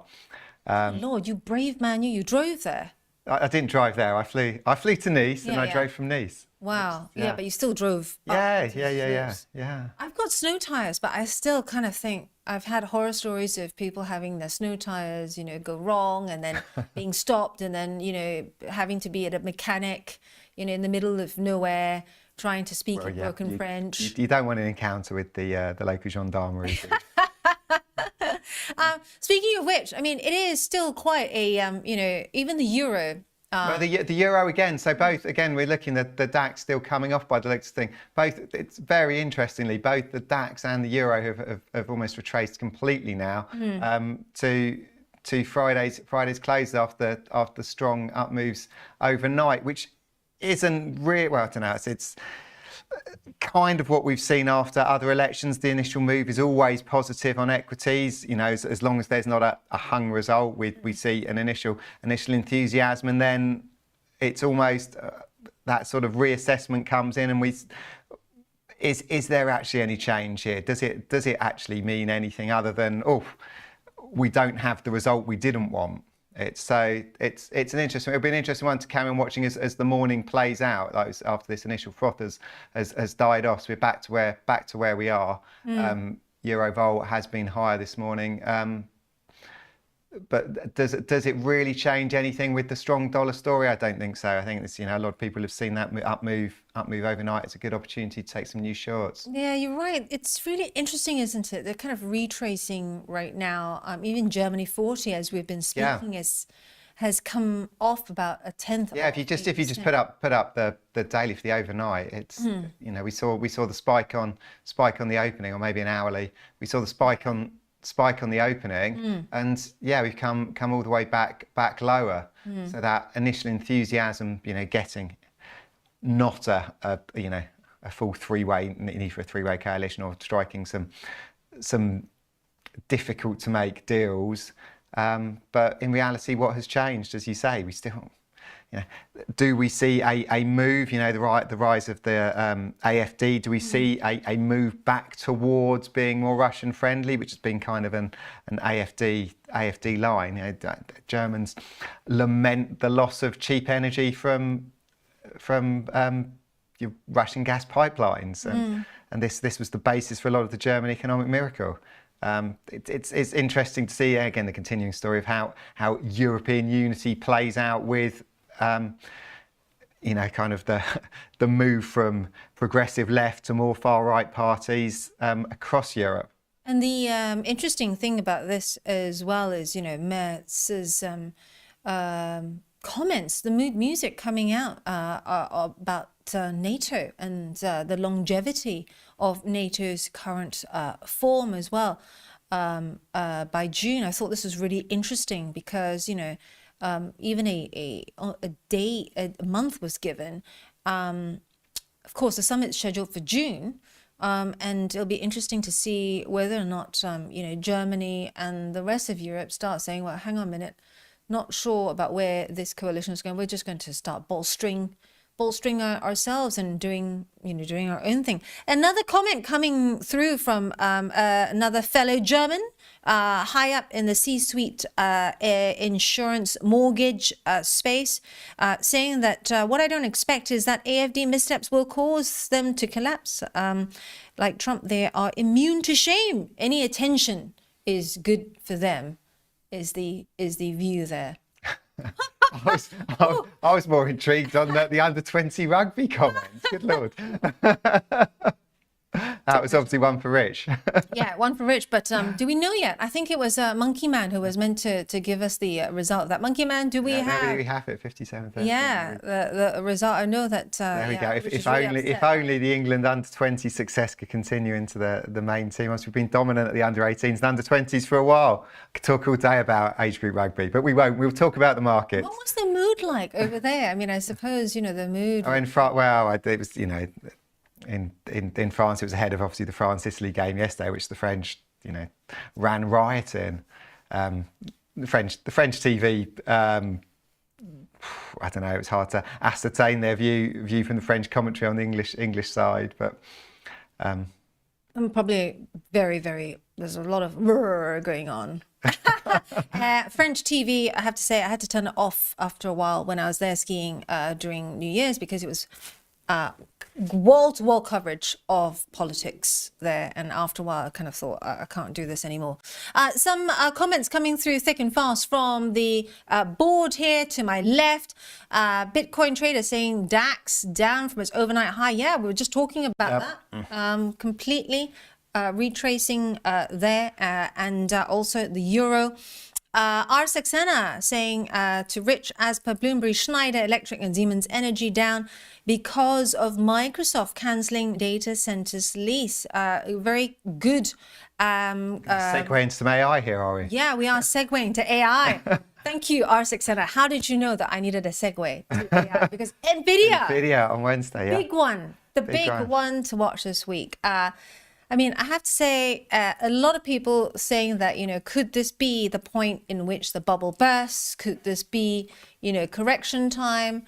I kind of think this, if there is a correction, it'll be a slight correction, and then we'll be moving swiftly on again. Well, and as anyone who's been watching this earnings season has been spectacularly volatile across a lot of these large cap names with you know, initial moves or first point of reaction on numbers often being the wrong sort of reaction. We've seen some sharp 5% followed by a 10% reversal on a lot of the big names. We saw it on Coinbase, we saw it on Tesla, we saw it on I think both Microsoft and I'm trying to remember what else. But it's been very much a pattern of that first move when the results come out has not been the continuation. I think only Netflix followed through with because the numbers were so much better than anyone was expecting. So it's for those who like to trade the volatility of that results announcement. It's a real white knuckle ride at the moment with sort of picking, you know, trying to get on. Do you trust the results, or do you just go with trading against what look like spikes? It's you know, there's certainly something for everyone over a results announcement at the moment with some of these moves we're seeing. Yeah, and recently what I've seen is it's almost safer to trade the instant reaction and the reversal rather than trying to preempt the move, because, you know, very often now with Nvidia, they might come up with something that freaks the market out, but then very swiftly they start turning back to that upward trend, or you might see something in the first half hour after the press release is out, and somewhere hidden, it's always hidden, isn't it? Well, like this penultimate paragraph somewhere that actually things are looking quite good, or the latest cheapest version of the Blackwell family has become cheaper by $500 or something like that, and then suddenly you see the stock move. Well, yeah, it's very interesting, particularly in a world we live in where, you know, it's a race for speed. It's AI is picking up the results it goes through. You stick it into your programming trades, whatever you're looking for, whatever your keywords, and you're hitting the trade button. So we're getting everybody is rushing to make that same trade, and then perhaps, you know, why the reversals are happening, whatever else it is in the text that other people are looking for is causing the difference. I hesitate to say that on some of these the first move has been very much the right move. The Coinbase results at the back end of the previous week were a case in point, where we saw the initial move that the results weren't great, the move was down, we saw a sharp reversal. We spent the next week going lower and lower and lower, back all the way. So, you know, it's difficult trading results. It's not for the faint-hearted, and just, you know. But if you like volatility, there is volatility there. There is action to be had. There are riches to be made. There are riches to be made. And for those of you who like trading earnings, I have had a long love affair with earnings and tech. There are some really helpful sites that you can log on to, and they very helpfully summarize for you what is expected, and helpfully also can give you earnings alerts. But what I also like is I like easy pages like this that are accessible, right, to Joe Blogs. You don't have to pay for anything, but it leads you to the presser. It allows you to listen in to the call, and you can just simply register. There's no money involved. For those of us here who have like Bloomberg terminals and, you know, Reuters access, that all costs money. But I'm going to put on the chat here RSAX and Bigger BS for those of you that are interested in listening in to these calls like I am. There is a really cool site. It's called Market Beat. There you go. There's the Nvidia one for you. And it really easily summarizes what is expected at the top as well. Nvidia, I mean, the forward earnings are still, you know, pretty pretty impressive, and actually the you know, at these levels I still don't see still don't see that it is overbought. I don't know how you feel about Nvidia, but I think that you know, we're still at a level where it's still like kind of range bound and could progressively track higher. If Well, we're still there in that kind of Warren Buffett way. You know, you back the market leader. It has that moat. It has that moat.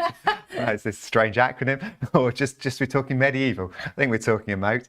But yeah, it's, you know, backing the incumbent, which has the strength and has an obvious edge against the rest of the market. Yes, it's had a very, very good run in the past year, and is the AI story. Is it still there? I suppose a lot of the chatter around DeepSeek has sort of disappeared. You know, the sort of skepticism about what chips they actually use. Did they actually have a whole stack of Nvidia chips that they were leveraging? So it's yeah, but it does trade on a very high multiple. You know, you look for these earnings and.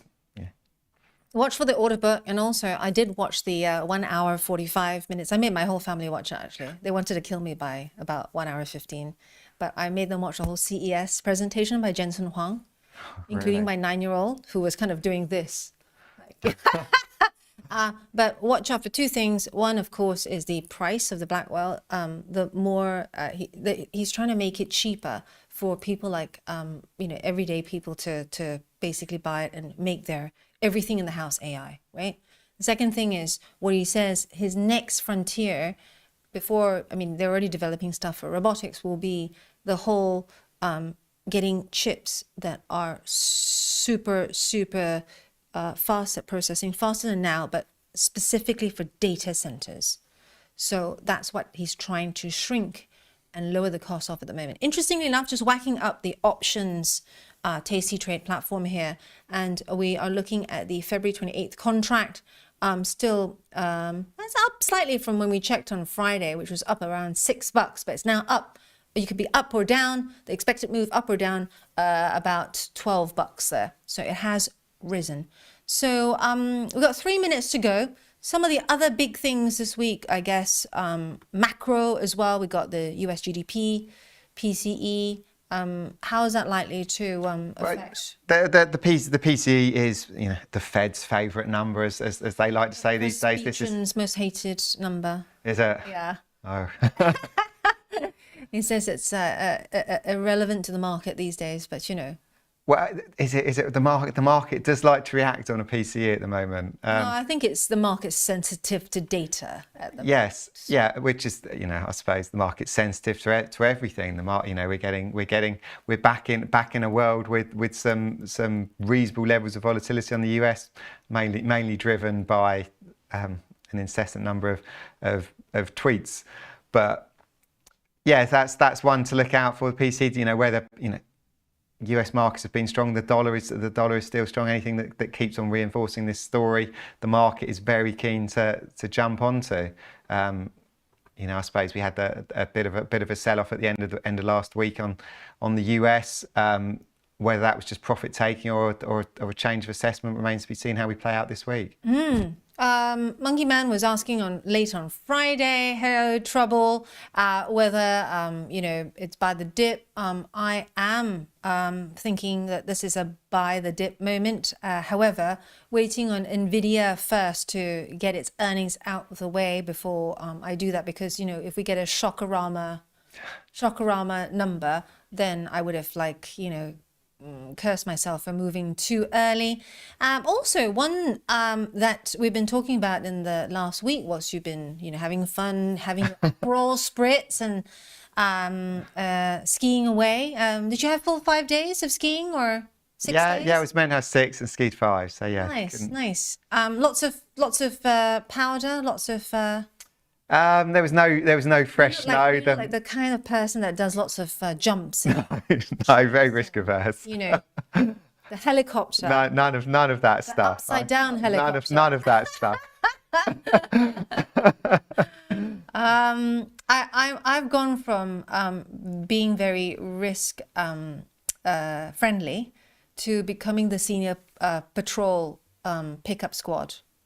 Yeah. So I hang back, wait for the people to fall in front of me. And then have to pick up those in the hope that in the future the roles will be reversed. Well, it's the usual scheme of things. You won't go near a jump at the start of the week. You don't want to ruin your week, do you? But towards the end of the week, your appetite for risk increases. We're also now looking forward to speaking of risk. The all sessions opening bell, because whilst you're away, Friday was quite something, and everyone is now also talking about Berkshire Hathaway on Saturday. Did you catch that whilst you were? I didn't catch that. I missed that one. You were too busy, reveling what in was soft what water. was happening? Berkshire Hathaway reported record annual profits. That one, no surprise there. But the interesting thing was they boosted its cash state to $334 billion, right? Told Washington, waved his finger at Washington, and told them to spend their money wisely and take care of those who get the short straws in life. And I thought this was very un-Buffett, given that he was giving a warning directly to Washington. We have to wrap on time, but just very quickly, we've got just several minutes to the all sessions, which will be with Rich and I believe Issar today. Is that right? Issar today. Buffett also famously recently added dominoes and poolside, I believe, to the portfolio, but still keeping a huge cash pile, right? Dominoes? No time for Dominoes. It's one of those, you have a slice of Domino's pizza, you think, oh, this is really nice, and the second slice, it's filthy, and you remember why you never have Domino's. It's like a bad date, isn't it? It's a bad date. It is. Right, I'm just going to quickly show the shot, and then we have to head out because it's a hard break. But there you go, Domino's. Well, yeah, Domino's amidst the takeaway enthusiasm of the market this morning. It does, but Buffett seems to think that margins are good enough and take a bite. Well, margins are good in pizza industry. People think, what is the margin on a pizza? How easy is it to make a pizza? This is high margin stuff, and all play to them, but. Wouldn't be buying it myself, no. The stock or the pizza. Yeah, he eats posh on the slopes après ski pizza. And on that note, we've got Issar coming up next with Rich for the opening bell, so stay with us. Rise and shine with IG's new morning show, Trade Live with IG, covering all our UK product offerings, including our OTC and exciting new US listed products. Starting in September, join us every weekday from 7:30 to 10 a.m. for exclusive insights from our trade desk, expert trading concepts curated by our friends at tastylive, global guest appearances, and loads of viewer interaction. Regular platform feature highlights and up-to-the-minute market updates. From casual chit-chat to in-depth analysis, we've got your morning covered, live on IG.com, YouTube, and in IG's trading platform. Whether you're a seasoned professional or just starting out, there's something for everyone. Tune in, stay informed, and kickstart your trading day live with IG.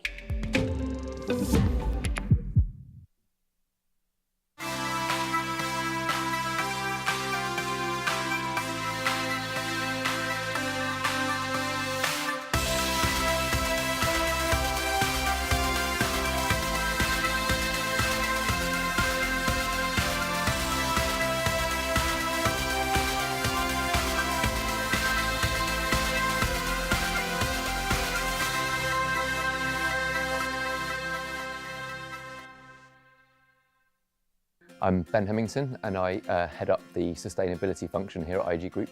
IG Group pledges 1% of its annual profits and directs this to community initiatives. This is a pretty significant amount of money. We're talking several million each year.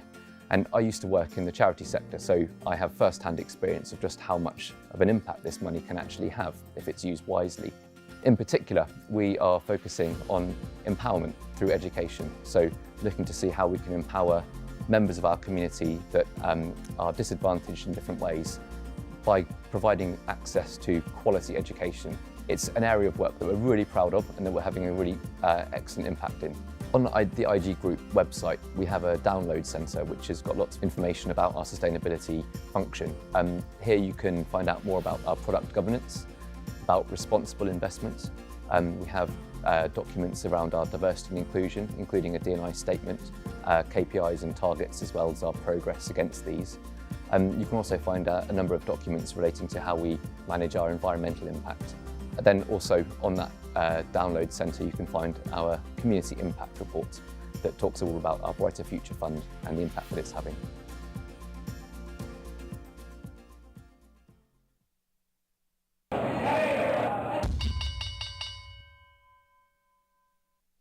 Right, welcome back for this big all sessions opening bell. After the volatility on Friday, I've asked Isar to come in, and we're gonna do a bit of a mix and match. We're gonna do all sessions opening bell, a little bit of market measures and options theory. All plus a little bit of maybe psychology, all kind of jammed into one big mix. Exactly. It's a Monday. There's a lot to talk about, especially because of Friday. Shall we get the chart up and show everybody what on earth happened on... It was a late Friday session, and then it was like everything seemed totally normal, and then there was like quite a material move. Look at that. Literally at 20 past 2. So on the expiry, the move started. Right now, just so one of the things about Friday is Friday was a morning expiry, an AM expiry, and so you can see as soon as the majority of the option volume expired, then kind of what they sometimes say in options markets is the market kind of unclenched, and then it kind of settled, and you can see that's actually a pretty material move. So that's the option expiry level there. It was 22,080 around there. S&P obviously had a similar move as well. But we've got this all sessions coming up. But we're talking about 4% move in Nvidia. Yeah, which is material. Yeah. And then I think to be fair, some of this is cooling off of what had been quite a strong, like maybe even 2-3 week period, especially in a stock like Nvidia, which had quite a big run up post its kind of DeepSeek like cool down period. But shall we go through this in this Microsoft story? This is really moving stuff this morning. But this was over the weekend. This wasn't even on Friday. And so you can have a look. Basically, the main story. So the way Microsoft thinks about its cloud services in its Azure suite is it has its own servers for a large percentage of its capacity, but it also leases quite a lot of server space, and that is materially like a decent share of how it offers compute to different people. And it looks like they're kind of cancelling a bunch of their planned leases. And according to an analyst. Yes. So this isn't an announcement. It's not official at all. No, but if you think about what this might be speaking to, I think you're never going to see Microsoft necessarily say, look, we think demand is going to be a bit lower than we'd expect, so we're going to start cooling off some of the lease capacity, which is a bit more flexible than a permanent capacity. But this is the kind of thing you would expect to see if that was true.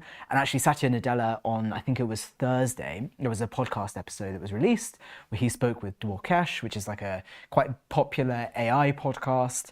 And he spoke a little bit about how he felt like a lot of the discussion about AI was at a stage where he had put significant resources behind it, but now he expects to see material impact from it. So he said, like, thinking about whether we hit AGI or not shouldn't be about software benchmarks. It should be about whether we see 10% GDP growth. And he said, right now, we haven't yet seen it. And so it was... Is this more a question of efficiency rather than... yeah, maybe. So this might be one of those things which is a kind of response to some of the DeepSeek stuff, which is like, okay, if it takes less data to train these models, then maybe you can shift some of your capacity from training to inference, which is running those models, or you can actually just use slightly less capacity than you maybe thought you needed to. And so, yeah, so maybe this is what's happening, but I think the market this morning is likely to respond a little bit to some of those news stories over the weekend. And so that But do you think TD Cowen would have already been ringing round on Friday? So what I don't know. time's this article? Have a look at that article. I think if I This was article is from 2 hours ago. Yeah, so I think the original stories that came out were on Saturday. So I think it was after markets closed. Also, can we just have a quick note of appreciation with this article? Why am I getting wills and estate planning as my That's how you know it's a bearish ad. That's worrying. Yeah, very good. The guys have got the sound effects on. Right, so all sessions open. Let's get the platform up. Let's get us ready. And This is the second week in a row I've done an all sessions bell. is it really? Yeah. Well, here we go. 3, 2, 1, and they are off. This is going to be a real interesting. Of course, huge moves down on Friday. Are we going to see some kind of recovery? You can see Oracle's bounced, which is nice. But wow, not many. Nike, I do not understand. Berkshire? Yeah, none of the big names that you would. Well, Nvidia up 1. Yeah. Okay. Yeah. So I think that is a bit of a recovery, but I mean, not that material given how much of a move it was on Friday, which is interesting to see. There must be an upgrade in Nike, I assume, with that move. No, not we're seeing yet. I would imagine there must be an upgrade because there's no reason for Nike to be up 2%. Yeah, although quite a few people own decent shares of Nike. I know Pershing Square owns a good amount of Nike. Yeah, but nothing. Nothing. Over the weekend. No. That's new highs for the move. It's interesting. I find that one a bit strange. Oracle up 2. Let's see if there's any fallers even after Spotify not yet open. Yeah, yeah. It's mostly flat, to be honest. Oh, you can see Apple is very flat. That's interesting because there was the story about the UK requirements around encryption, where Apple is like not treating UK customers exactly the same, which is quite a big news story. I think it's a big story in terms of how the UK is perceived and our positioning in the market. Maybe less so for Apple, right? Financially, it's a tiny market for Apple, I think. But it's interesting to see that move. They also had the iPhone 16 SE, which came out, and it came out about $100 more expensive than I think people had assumed it would come in as, like the budget equivalent of the phone. And so, like, I think I'm not surprised to see it slightly down, but it's basically flat. Yeah, okay. Berkshire Hathaway, what did you take away from Warren over the weekend? Yeah, I read the letter. Did you read the letter?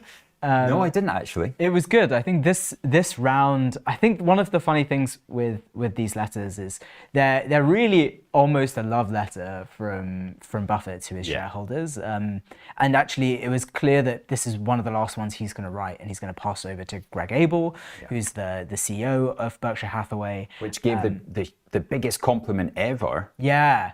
I mean, the whole letter was truly like a real appreciation of the people who have made big shareholder value for them. It was also likening him to Charlie. Yeah, exactly, which I thought was really fascinating. Yeah. And actually, the letter there was a lot of discussion about Charlie and his legacy and how he influenced Warren. And I think there was a piece of it that was fascinating, which was all about the mistakes that he thought he made, and some of the major ones. And I think one of the major ones was actually buying Berkshire Hathaway itself, which was a textiles company that wasn't doing particularly well. And and he said there's a funny line in it, which is basically like, this was immediately obvious to Charlie that this was a mistake. But Berkshire Hathaway, the name, was actually from a textiles company. Came from a textiles company. Oh, I did not know that. And then they ended up spinning it out to being essentially a multi-asset owner. And they ended up making it work. But the actual core fundamentals of the original business were that it was very cash generating, but the long-term sustainability of the business on a kind of 10-year time horizon wasn't very good. And so some of that trade-off, I think, was something that Charlie kind of saw a little bit earlier than Warren maybe did. Fantastic. Right, so as I say, we're going to mass things up now, right? Let's take one last look at the old sessions there, just to get a feeling.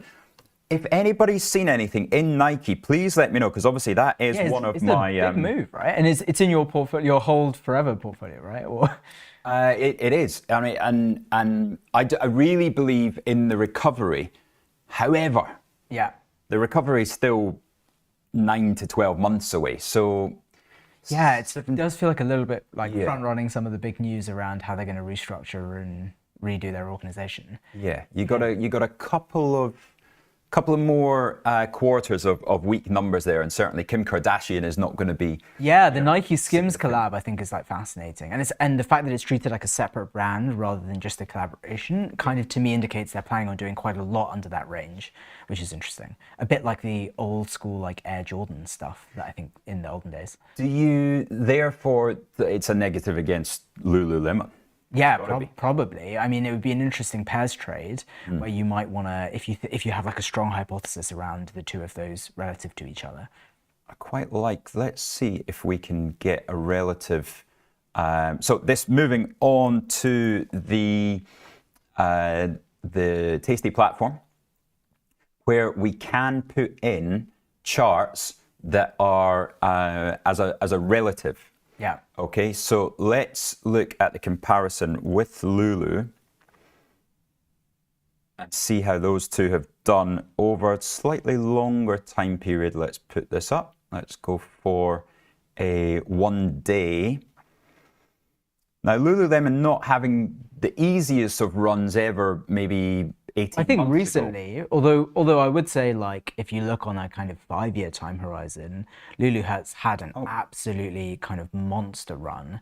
I think it's just been, especially kind of post-pandemic, there was such a resurgence in that kind of like athleisure kind of wear, high quality, high margin, to be honest. Like, I think if you compare Lulu to some of the like other providers in that space, their margin was extremely strong. So I think you've pulled up the relative chart, right? Yeah, this is, and it's a little bit tricky to see. It's see if I can increase the brightness there, but yeah. Can I zoom in a little bit? Well, you've got to zoom in a lot to see the difference there. Now, this is from October of last year only. And then they're kind of indexed to be the same starting point, right? And then you kind of see them separated out, which is, I mean, that is a stark comparison, right? So Lululemon in that time period up 36%, Nike down 11%. Wow. And we go out further. Yeah, that's when we saw that first profit warning. What I'd like to go back to is the profit warning from Lulu's, but that's going to be tricky. That's the start you can see 24. that gap in Nike. Wow, that's an enormous move. That was that major profit warning from, when is that, July? Exactly. Yeah. Yeah. Late June. We're seeing. So okay, that tells a bit more of a true story. Lululemon up since January 24, up 3%. Nike down 17%. Yeah. Do you back Kardashian against Lulu? That would be the pair trade. But what we're here for, Isar, is to take a look at market measures. So let's go into that this morning.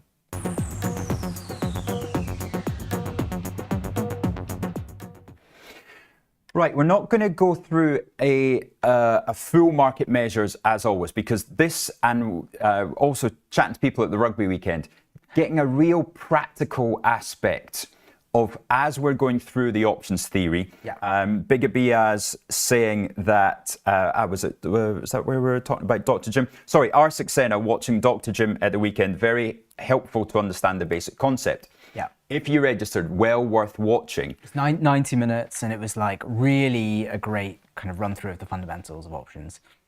As Scotland were losing to England at exactly the same time. It's all relative viewing, so. Yeah. Right, so let's have a look here. This is what I'd like to focus on today with you, Isar. Yeah. Because you are an active trader on Tasty, very much enjoy the platform, don't you? Yeah. And so let's go through this summary of the 4 basic options strategies and when you like to use each of them. Yeah, and I think it's worth saying that a lot of the stuff that is a bit more advanced in options just builds off of these foundations and these basics. So if you understand these 4 really well, then actually constructing things like spreads is actually a much easier thing to kind of understand, because it just builds off these 4 basics. So true. Cool. So should we just run through the 4 options? So I think the 4 options are, you can either go long a call, a short a call, long a put, or short a put. So a call is a right to buy a specific underlying asset at a specific strike price. So as the price of the underlying asset goes above that strike price, you can make money from that call. If I was putting myself in the position of a client here, I would say But why would I want to do that rather than just buy the stock? Well, so the major thing around options is they're super capital efficient relative to buying the underlying stock. So if you want to buy, for example, 100 units of Apple, you might have to spend all of the capital to like own the 100 units, whereas actually the cost of taking the upside of that, which is owning 100 Apple kind of contract, is much, much lower than the notional value of the underlying itself. So if you want to be a bit more thoughtful about your capital allocation and how efficient it is, then you might actually want to own a call option rather than owning the underlying. Right. Now, shorting calls. Yes. So shorting a call is actually just taking the other side of exactly that thing we just spoke about, which is you're essentially selling a call option to someone else, which makes in the short term, kind of the way that you make money is by earning a premium on that call option, and you will start to lose money if the underlying asset price goes above the strike price. So you're taking the other side of exactly that. And in what situation, what sentiment would you have? Yeah. And maybe give an actual example of when you would short a call. So I think shorting a call is typically when you think it's going to be bearish action, you think the price is going to go down, or at least if it's going to go up, it might not go up by as much as the strike price of your call. So this is one of the weird things around options, where actually because of the way some of them are priced and how they respond to things like time decay, you actually might make money even if the underlying asset continues to go against what you necessarily would have thought. So a really good example is let's look at for example, Nvidia or Palantir. Yeah, Palantir is a great example. So at the moment, I'm short the $135 calls. Yeah. Right. Now, some people will think I'm crazy. How can you possibly short something? Why would you want to short that? Exactly. Very spot on, lads. Hey, they're on fire this morning. Why would you want to short Palantir after it's gone up from 50, 60, 70, all the way up to, as it was, 126? Yeah. Aren't you scared to short it? Well, no, because I'm short at 135. Yeah. So first of all, I've given myself $9. A bit of breathing space, yeah. And then I also receive, I think it was €4 for doing so, $4. And part of that is driven by how volatile the stock is. So if a stock is more volatile, you get paid more premium to take the other side of that options trade. So the stock can actually go up to 139. Yeah. So another 10% of where it was from its highs, and I already thought that was too high. Yeah. Before you actually start to relatively lose money, I guess. Or before I actually am short. Yeah.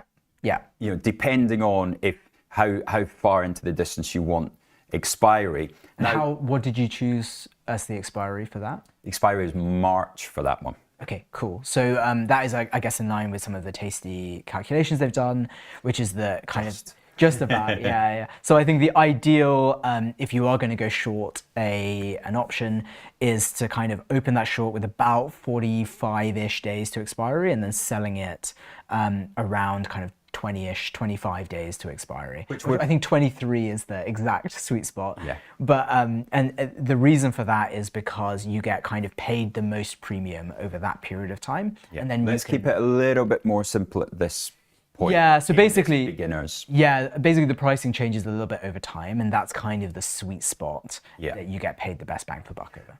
Right, buying a put and selling puts. Yes, so a put is a kind of flip side version of what a call is, which is a right to sell at a specific price. And so let's say you own Palantir and you have a put at $90.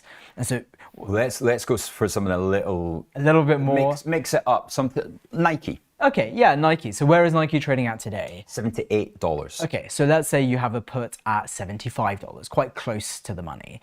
So what that means is if the Nike price goes below 75, if you were to exercise that put, you would get paid kind of the difference between whatever the price is and the 75. If they warned and the stock went to 60.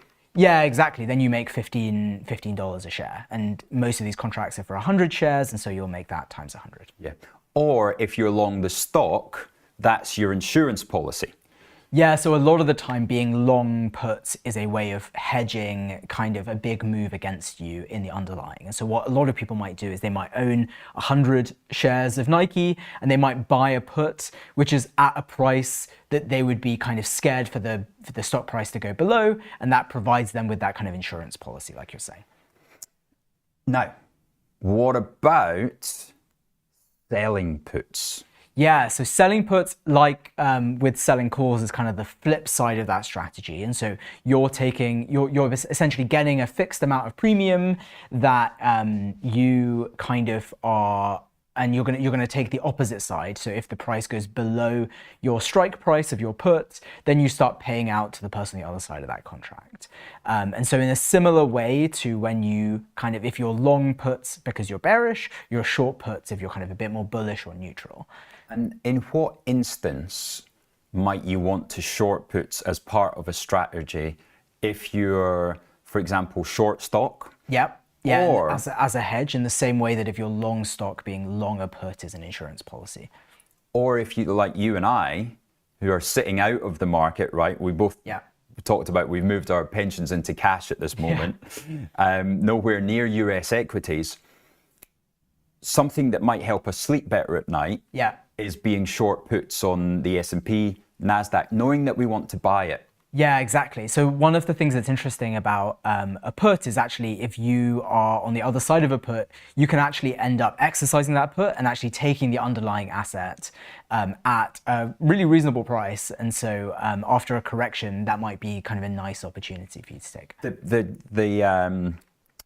The twist is that you think it's a reasonable price now. Yes. Because I'm in this situation in Deckers and Hoka. Oh, and you're exercising? Or? I'm short the 150s. So let's actually dip into the portfolio here. Oh, this is good. Then you can see it like kind of in action, right? Right. So Deckers, I am short 3 of the March 150 puts, and the stock's 146, Isar. Oh yeah, yeah, 146. I did this when it was 158. And you thought 150 was a totally reasonable price at the time, right? At the time. Yeah, and I think that's one of the things about options, right? So at the point in time where you're buying them, these markets are pretty efficient, and so you end up kind of, it's a good manifestation of where the market thinks things will be and what you think things will be, and you can kind of exercise that. And sometimes what it turns out is what you thought would have been a really reasonable price. It turns out the market actually, in practice, has moved even lower than that. But I'm sure you're probably not that upset at being able to buy it at 150. I'm excited. Yeah, exactly. Excited, right? Isar, because I received $3.60, right? So that's this price up here. That's the premium you got from selling the put. So if you think, I sell the put, when you give something away, then you obviously receive something, right? So let's imagine I'm on the other side of that. So I want to buy some insurance. You don't like Uggs and Hoka, do you? Yeah, exactly, right. I just want to buy some insurance, and so I'm going to pay for that insurance and be protected if there's downside. Okay. So who am I paying that insurance to?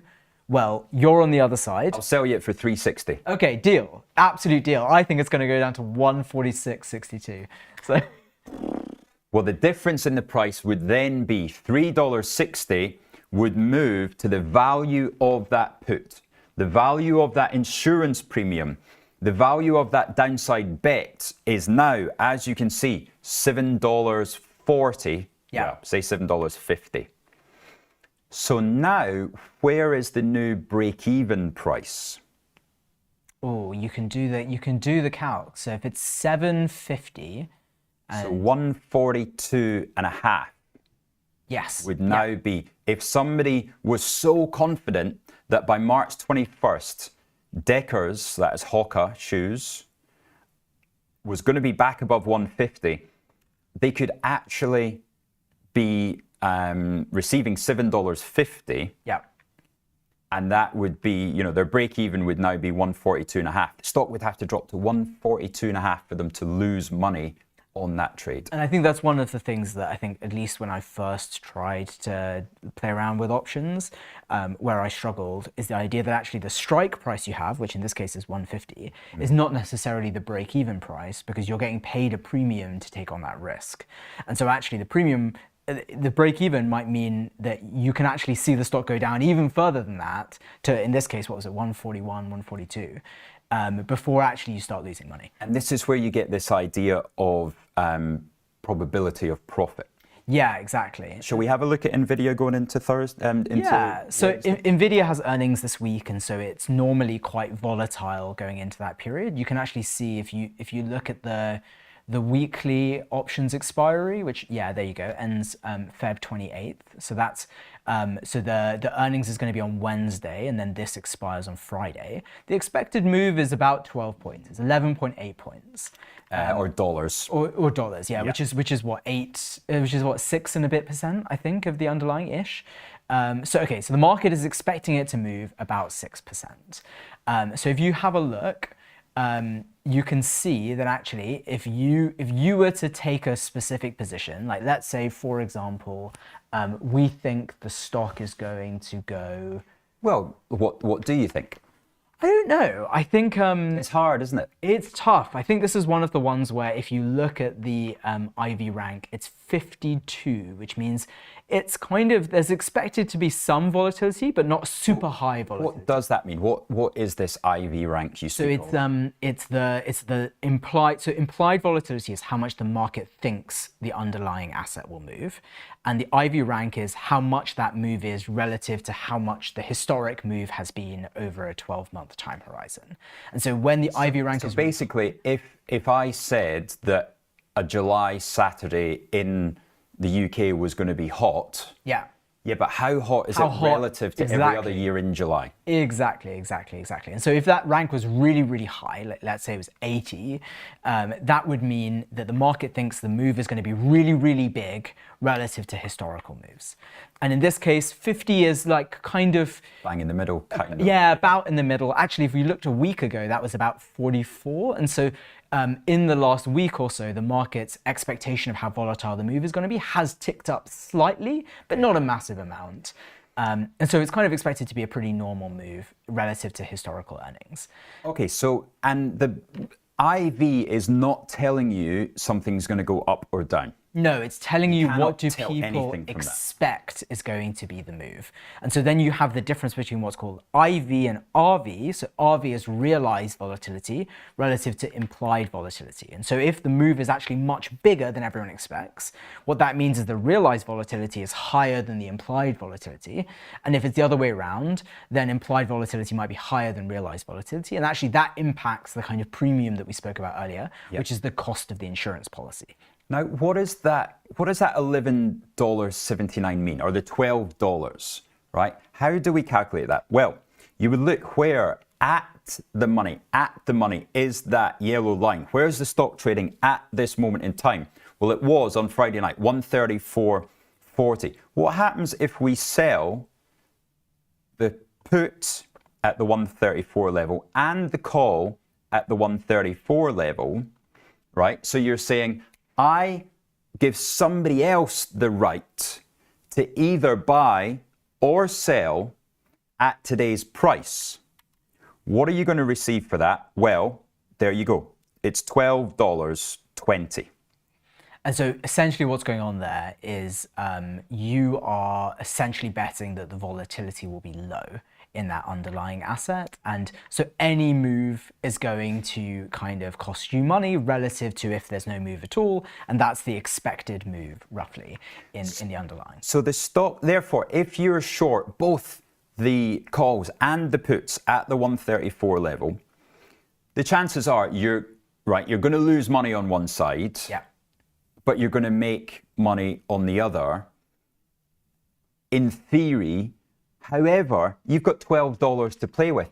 So if the stock's unchanged, everybody who sells options is cheering like the English were doing in my face at Twickenham on Saturday. And it's one of those things where actually it's quite a common strategy going into earnings, especially if you think there's not going to be a huge move, to do a strategy like this, or an equivalent strategy where maybe not exactly at the money, but you kind of have a small, what's called a strangle, where you have a relatively small corridor between the two different legs of that option. Now, what's really handy, of course, is that beautiful green line is your profit line, isn't it? Yes, yeah. So So you can see that you're making money all the way up to 122 on the downside, and if you go the other way, it'll be symmetrical on the other side as well. Yeah, so 146. So in other words, the really simple way to think about this, do you think that by Friday evening at 9 p.m, Nvidia will be trading between 122, 120, 121.80, something like that, and 146? And so, and just to recap for viewers at home, essentially what you've done there is you've gone shorter call and shorter put. So this is a good example of where you take those 4 strategies we looked at earlier, and as you start like sticking together 1 or 2 pieces of them, it starts to provide you with a lot of different kind of colors to paint with. That's kind of how I think about it. Nice. Yeah, like you're an artist, and like other than just owning the underlying, it's nice to have more than just black and white paint. You have lots of different colors. I like that. So buying or selling stock is black or white. Yeah, and honestly, sometimes there are some really beautiful things you can paint in black and white. Yeah.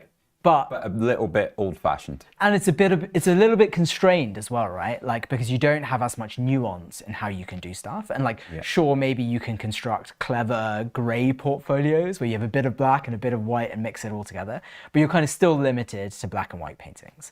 And so having those 4 colors available of longer puts, shorter puts, longer call, shorter call, suddenly allow you to have a lot more different flavors that you can deal with. Excellent. Right, now, shall we quickly go through the POP Yes. and the delta? Yes, so actually, if you zoom a little bit out, actually, and you go to where you start losing money on the options ladder. So if you go, yeah, exactly. Do you see that blue line that says 1 standard deviation? So what that is saying is that anything moving outside of that would be more than a typical 1 standard deviation move. And if anyone casts their mind to their like school statistics, if you think about a normal distribution, approximately 66% of outcomes tend to be within 1 standard deviation of the mean. And so the same is roughly true of options. It's not exactly true because it doesn't exactly look like a normal distribution, but roughly 66% of outcomes happen within that 1 standard deviation. And actually, if you look, we make money almost exactly in line with where that 1 standard deviation is. Very close. And actually, if you look at the probability of profit, what they're saying there is that 64% of the time we should make money because it's just a little bit less than that 1 standard deviation move. And so 64% of the time, at the way it's priced today, we should be profitable, and then only about 1/3 of the time will we be losing money. Because 66% of the time, it's going to fall within your range. Exactly, yeah, that range where things are green and not where they're red. Okay, now what happens in the meantime as Nvidia moves around? Well, your delta, right, is only short 14. So, do you mind explaining a little bit about what that means? So that means that for every dollar the stock moves up or down, your P&L is going to change by $14 at this point, right? Yeah. So Nvidia trading, well, it was trading up 1%. Let's take a quick look. Yeah, trading up 1.3%. So for that move, you're going to lose $14. Yeah. Right? So the change is your P&L's not going to be that big until Wednesday night at 9:30. And all right, the options market won't be open at that point. But at that point, if you've got this position on, you want a 3-4% move, something like that. If you get a 0, if you get an unchanged, you're in happy days. To the races. Yeah, exactly. Exactly, yeah. So yeah, do we? I think that's quite a good practical example of where we sit at the moment. What is your view for Nvidia? It's a tricky one. I think because the implied volatility is so low, I think actually I would rather take the other side of that, which is that there might be a big move. Now, I don't think that's super likely. And actually, if I'm taking the other side of a position like this, my probability of profit is probably going to be the 1/3 time I make money rather than the Well, let's quickly model it, okay? Let's clear that trade. And what you'd be more interested is 34s or 35s? Let's say 34s. 34s. So buying both a call and a put. So ESAR would have the right, but not the obligation to buy or sell at 134. How much is that going to cost you? Well, I think it will cost me 12.29, almost exactly. In fact, exactly what the other side of the same transaction was that we were previously selling. Which is a great example of why Tasty has this huge advantage where you have the potential to trade mid-spread. Yeah, which is kind of magical. And I think because of the way that working orders work, often I'll put in a mid-spread order, I'll wait 5 minutes and I'll come back and it'll be sorted, all done behind the scenes. Now, what is your probability of profit this time? Well, so at today's expectations of where the move is going to be, I'm only going to make money about 37% of the time, about a third of the time. So why wouldn't you just always do the other one? Well, so it depends a little bit on what your expectations are versus what the market's expectations are. So especially actually a week ago, I think my probability of profit on this was 33%. And actually since then, the expectation of the move has actually become a little bit more volatile. And like, I think if I look at the world around us, there's lots of things that can generate uncertainty and volatility in the way that the market is now. You've got stuff to do with tariffs and Trump. You've got this kind of news from Microsoft and kind of other people thinking about their AI plans. And then you've got Nvidia's earnings itself. And so I think what's possible is that over the course of the next couple of days, maybe people's expectations of what might be the move might just be a bit more volatile than it is at the moment. And if that's the case, then I will probably make money relative to this position. And the big advantage, right? You've only got 36% chance of making money, but your max profit is unlimited. Yes. Because of course you are potentially going long something that could go up 25%. Or you're going short something that could go to zero. And my risk is capped as well. So if you look at my maximum loss, I can't lose more than about $1,200. Whereas on the other side of that transaction, you're taking the opposite position, which is the amount of money you can make is capped, although you'll make it 63% of the time. But your potential loss is uncapped because the 1/3 of the time it ends up outside of the range. You don't know how far outside of the range it's going to take. And so then you're taking on a decent amount of risk. And this is why Sosnoff says time in, time out. If you're selling options, if you're selling straddles, which this is, if you're selling strangles, you do it across many, many stocks, but you do it in small size. Yeah. Because you always get caught, right? 36% of the time. And actually, a third of the time is still pretty often, I think. Yeah. It's just the magnitude of that loss in those times. I got caught earlier this year on, God, my memory's gone now. Was it a particularly painful play? It was Palantir. Sosnoff was short the $100 calls. I was short the 102s. Yeah. And of course, the stock went up straight to 106. Yeah. Thankfully, came back, had a chance to roll it. And you held it, or through that quite painful period, or You rolled the expiry further out. Rolled it up to the 125s. Okay, nice. So you rolled up the strike price rather than rolling out the expiry date. No, I think I rolled out the both the expiry and the strike. So essentially, what you did there was give yourself a bit more breathing space for the stock to come back down to where it was previously. Exactly. And so that's the great thing as well, is that, you know, for example, I feel like I might be wrong at the moment on which one especially? Is that all of them? Or no? Tell Nike, which one? Yeah, I'm going to get carted today in Quanta Services. Right now, I am short the put at the 240 level. They could be there today. Yeah. Right, but this tells me that story was around on Friday. I think this Microsoft research must have been spoken about because these things traded down to 270. Yeah.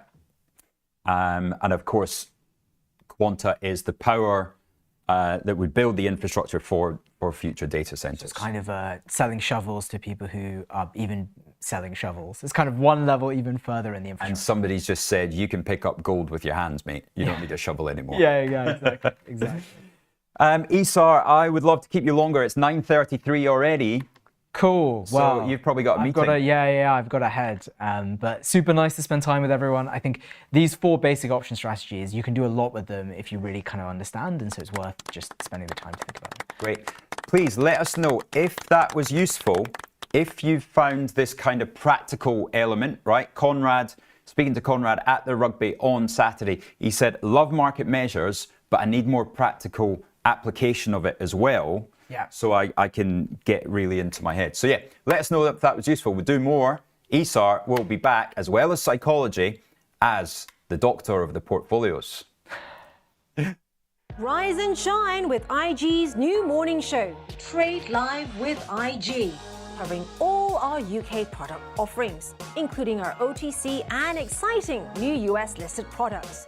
Starting in September, join us every weekday from 7:30 to 10 a.m. for exclusive insights from our trade desk, expert trading concepts curated by our friends at tastylive, global guest appearances, and loads of viewer interaction. Regular platform feature highlights and up-to-the-minute market updates. From casual chit-chat to in-depth analysis, we've got your morning covered, live on IG.com, YouTube, and in IG's trading platform. Whether you're a seasoned professional or just starting out, there's something for everyone. Tune in, stay informed, and kickstart your trading day live with IG.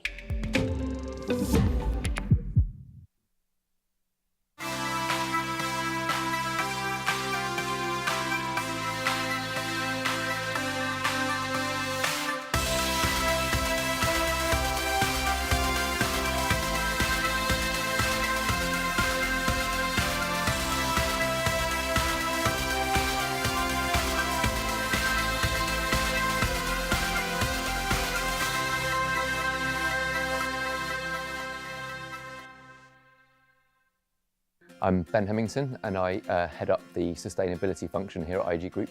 IG Group pledges 1% of its annual profits and directs this to community initiatives.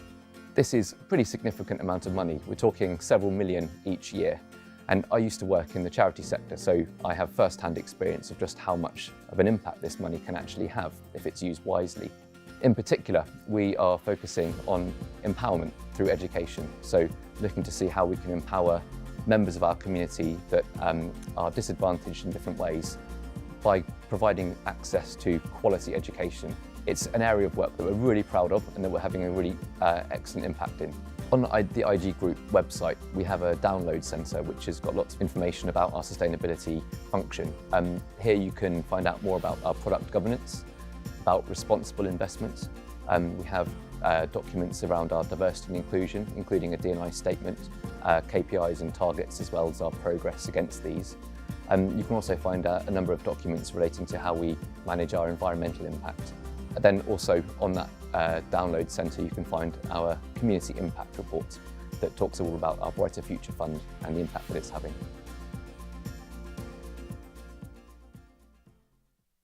Bring me the next shiny new thing. Bring me the next shiny new thing. Bring me the next shiny new thing. Bring me the next.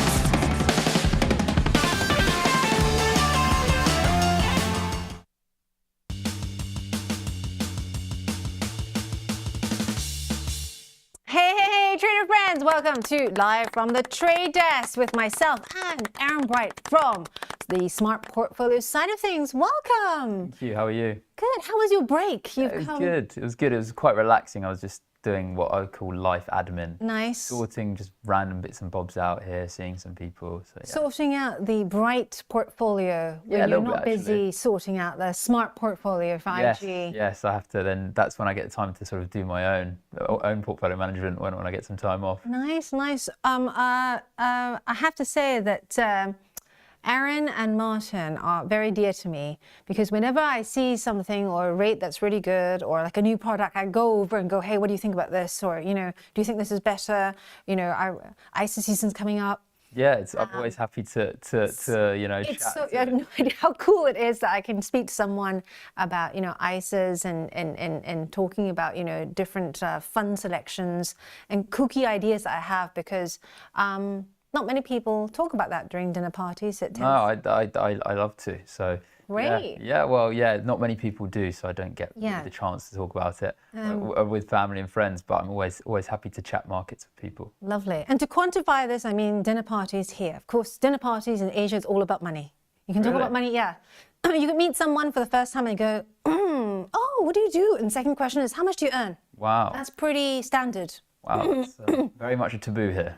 Yeah, as a game, I tend to give them lots of different answers so they almost can't guess the salary range. And then it gets them really flustered.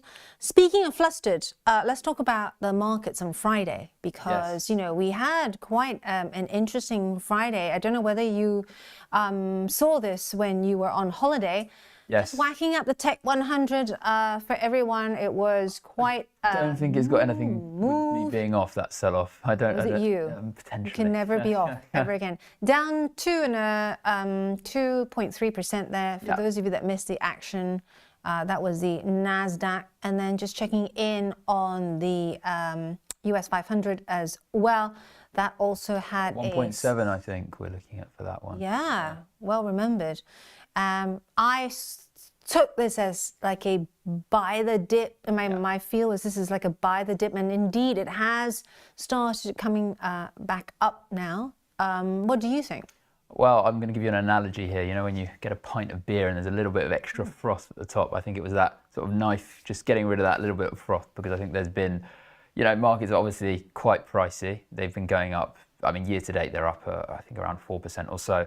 And obviously, there's a lot of uncertainty, geopolitics, Trump, tariffs. Nvidia, yeah, absolutely. So, yeah, I think it was just, and obviously there was a little bit of data on Friday which suggested that there could be a little bit of slowdown or certain things were slowing with regards to the US economy. So, obviously, investors just digested that data and then thought, well, you know, markets are obviously at a rather high level, so we saw this sort of intraday sell-off, and obviously we've seen futures rally a little bit since. And this sort of market reaction, we talk about this a lot as well here amongst the analysts and the portfolio managers. This is healthy, isn't it? This constant like taking off the froth. Well, yeah, I mean, we don't want to see markets just continue to head up the whole time without a bit of almost like taking out the hot air. Well, I mean, yeah, absolutely. I mean, equity markets go up and down. And I mean, you look at that chart on the screen at the moment, that's the Wall Street. Obviously, we can see that the trend is, you know, broadly positive, but there's been some, you know, hell of a lot of volatility in that picture.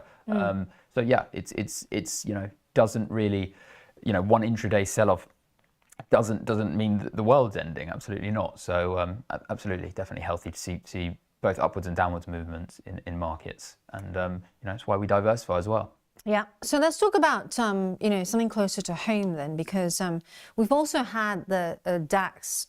When Matt Arbour was on earlier, we saw it coming off slightly, had a bit of a reversal after that, almost like a relief bounce there after its election results weren't as bad as thought. And now we're seeing it reversed yet again. So quite a lot of volatility there. It's gone from up 0.3% to up just about 0.2, and now it's up almost 1%. Yeah. What do you make of the results of the election? Well, yeah, I mean, I guess you could say it's a sort of, you know, a mainstream result. I guess you could say it was sort of the centrist, centre-right party winning. A lot of talk about the Alternative for Deutschland party, which many people have been sort of talking about, got a lot of traction in East Germany. I think the popular vote in East Germany, they actually might have got the highest vote share. But I think, you know, we've seen a party which is, you know, coming to power, which is definitely more mainstream, you know, establishment was sort of the word I was looking for, that kind of thing, which is why you saw markets rally a little bit. But I think as we were discussing recently, we've definitely seen a rise in right-wing politics, you know, with Trump. Across Europe as well. Yeah, absolutely, across Europe and across America, with Trump and J.D. Vance coming to power, with this election result in Germany, and also in the most recent election in the UK, we saw Reform get a large percentage of the vote, and polls since the election show them to, I think at one stage, you know, they've even had the highest vote share if there was a snap election in the UK, which won't happen given that Labour have got a huge majority and only had an election 6 months ago. But you have this interesting projection, and we talked about this many times, and you're saying that with what's happening in Germany and also in France, it wouldn't be very a big surprise if the UK come the next election. You think reform could get in? Is that right? Yeah, I very much think so. I think there's when it comes to political polls. So part of my degree was in politics as well as economics. So people don't like to admit on polls that they're voting for a right-wing or more alternative party. That's right. So like not saying out loud at a dinner party. Absolutely. So, if someone is a reform voter and, they get asked by a political research company, who are you voting for? They might say Labour, they might say Conservative, they might say Lib Dem, but they might feel less inclined to report their actual political views, which is why come election day, you might get a huge surge. And obviously in the data that we're seeing from sort of political researchers, we're seeing reform, have huge numbers of support. And even at the last election, we saw in certain seats in the northeast of England, we saw them coming second and by a small margin, Labour only winning certain gains or holding certain seats by a very small margin. So I think, if this sort of trend continues, we could see an election where reform could perform well. They could either potentially be a majority party or certainly, form a coalition with another party potentially. But that's still 3-4 years away. Yeah, thankfully just 3-4 years. If that comes to pass, what would that mean for UK assets and the FTSE, for example? Well, it really depends on what their economic policy is. I mean, if you look at their last manifesto, Reform were actually quite a pro-growth party economically. They wanted to slash the personal allowance, actually increase it to 20,000.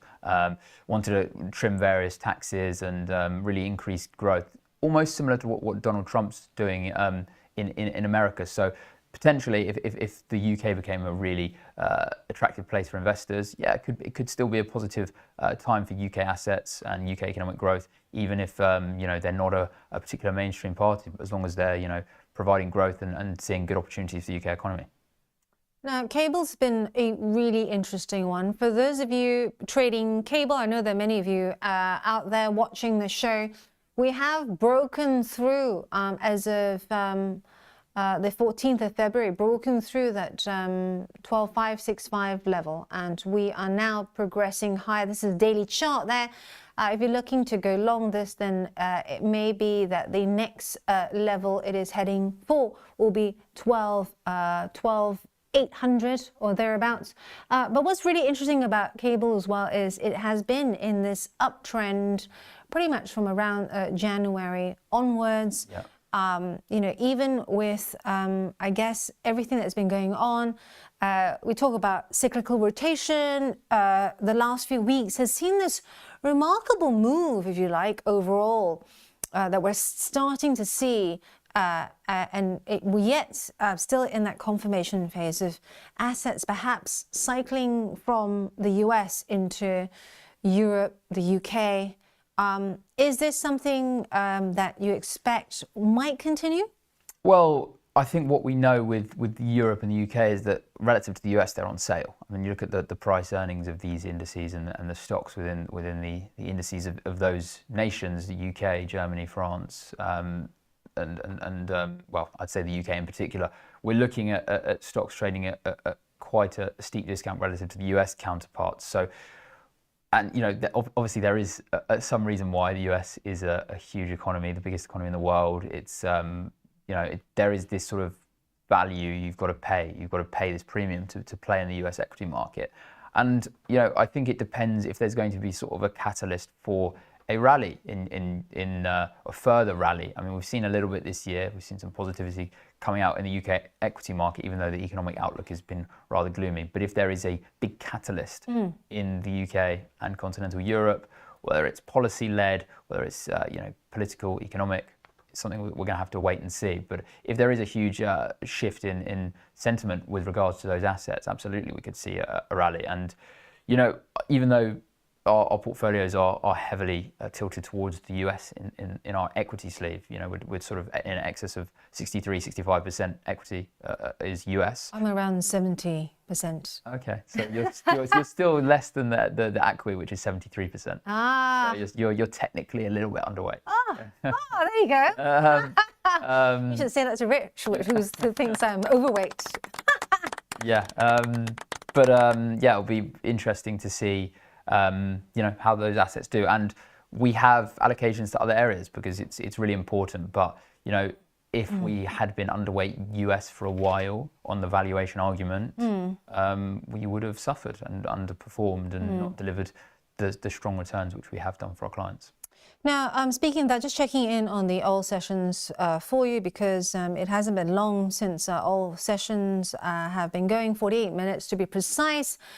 Some of the gainers there, Virgin Galactic, Ryan Blockchain, IonQ, some of the quantum stocks also coming back strongly. I think it's a reversal from Friday's trend, really. That's what I'm seeing here.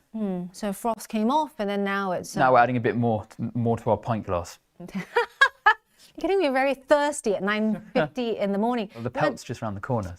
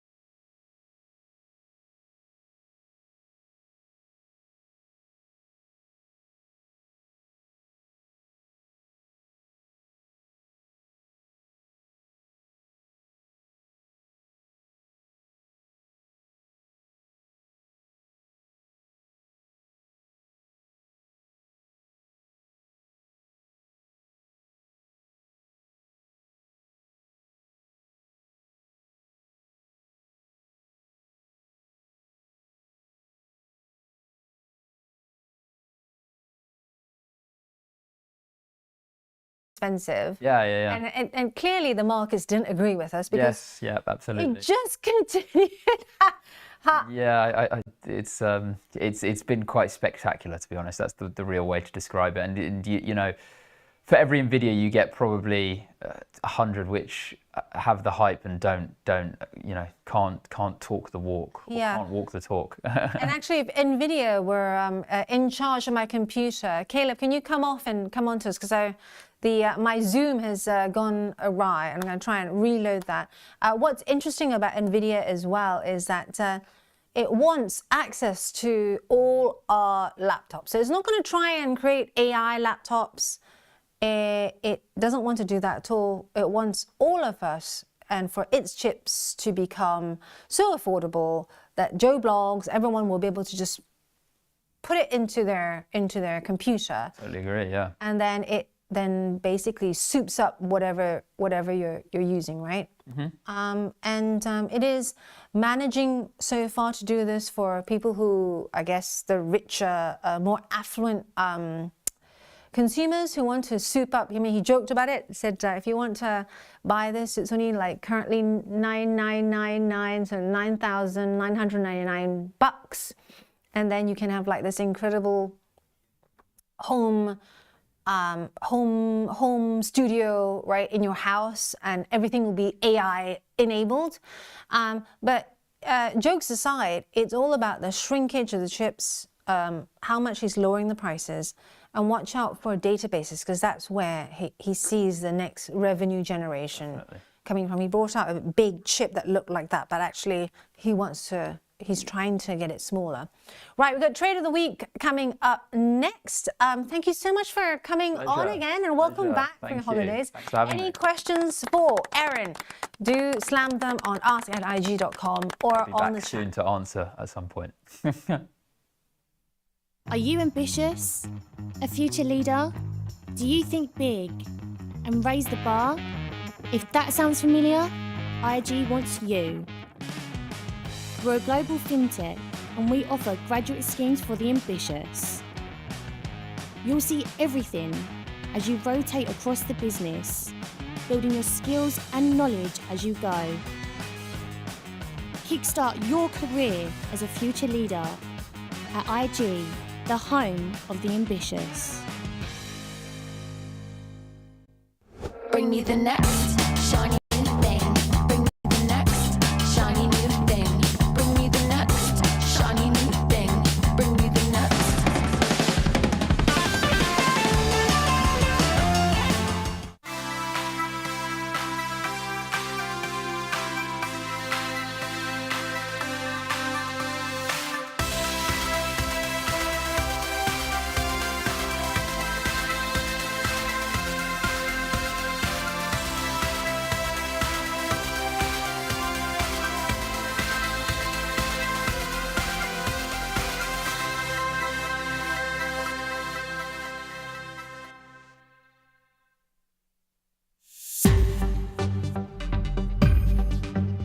You can find a variety of asset classes on the sidebar menu to the left of your platform. It's now time to pick an asset class. There are 4 major types. 1. Shares in individual companies listed on global stock exchanges. 2. Indices, a group of shares measuring the performance of a particular region, exchange, or sector. 3. Forex, the value of one currency compared to another, like the pound versus the dollar. 4. Commodities, like gold, oil, natural gas, or wheat. Decide which of these markets interest you and which you know the most about.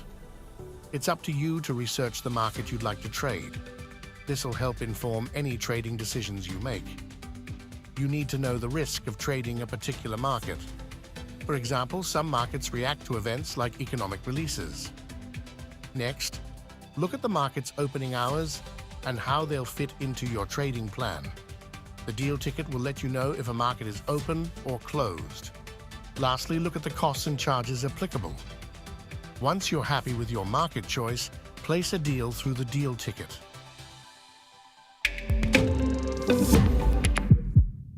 Welcome to the exciting world of options trading. If you're looking to add a new dimension to your trading strategy, you're in the right place.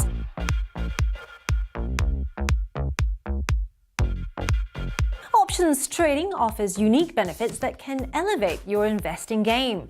With options, you can protect your portfolio against market downturns, essentially creating an insurance policy for your investments. Now, what sets us apart is our commitment to your success. We provide extensive educational content to help you understand options trading inside and out. And with our 24-hour servicing, support is always just a call away. But that's not all. Options also allow you to generate income from your existing positions. Strategies like covered calls let you profit even when your stocks aren't making big moves. Options also shine when the market isn't following a clear direction, whether prices are rising, falling, or staying flat. There's always an option strategy you can use to potentially benefit. Now, we offer two ways to trade options: listed options for US shares, ETFs and futures, and over-the-counter options through spread bets and CFDs. Both types give you the ability to take various market positions. So, ready to explore the potential of options trading? Well, open an account today and take your first steps into this dynamic market. Remember, while options trading can be rewarding, it comes with risks. Always trade within your means and never risk more than you can afford to lose.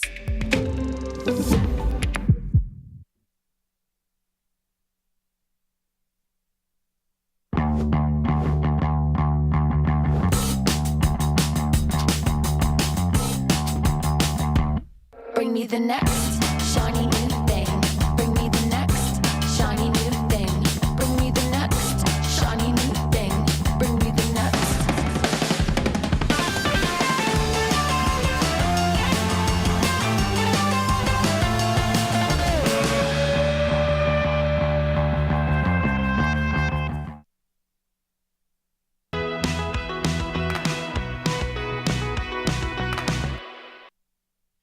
Hello and welcome to this week's Trade of the Week on Monday, the 24th of February 2025. Now, let's get straight into things and let's look at our trades that we've had on for a couple of weeks. For the first one, it's euro dollar. As you can see here, we went long about 2 weeks ago at 103.26, so that one was pretty good. And as I said last week, you could have cashed in your profits there if you wanted to, or do it again this week. Or just move your stop loss to your entry level. So it's a hypothetically free trade, which is on now. And as you know, my longer term target, once we take out this high, the end of January high, which comes in on this daily financial bet at 105.33, once we take that out, I believe we can go all the way up to 107.50 or even higher. So for me, there's further upside in store. Now, last week's trade of the week was to go short the US dollar versus the Japanese yen, and we wanted to do so at 152.60, and we got within 17 ticks, but we didn't get into this trade, unfortunately. As you can see, it worked out really, really nicely, and we are now testing support going back to the lows of December. But this one, well, it ran away from us, and these things sometimes happen. Now, you could chase trades. I prefer not to do so, because if I do that, then I make my initial stop loss bigger. And if you tend to then do that, on average, you will have bigger losses when you get it wrong. And that's not what I want to do. So that one just went. Now, with regards to this week's trade of the week, it's a tricky one, because what we've seen last week were quite significant declines in US stock indices, and you can see here the Nasdaq 100 dropping by over 2% on Friday, as investors are getting increasingly concerned about the US economy and also about inflationary expectations going forward. And this strong bearish candle to the downside is also not very bullish with regards to it having come after a high which was made above the previous relative high and all-time high going back to the middle of December. And when you look at the relative strength index, you can see that this latest high we made just last week, that was made at this top here for the RSI below the high made in December. So what we've got is negative divergence. In about 70% of cases, it does point to at least short-term reversal to the downside. This is exactly what we're seeing right now, but sometimes it leads to a more significant decline. So what I want to do is actually, this is a risky trade, so I'm just warning you here, but I want to sell into any short-term bounce in the Nasdaq 100, and what I would like to do is do so at the middle of this Marubozu pattern. So the middle of this red candle from Friday is quite often acting as resistance. So what I would like to do is probably shorted around 21,860.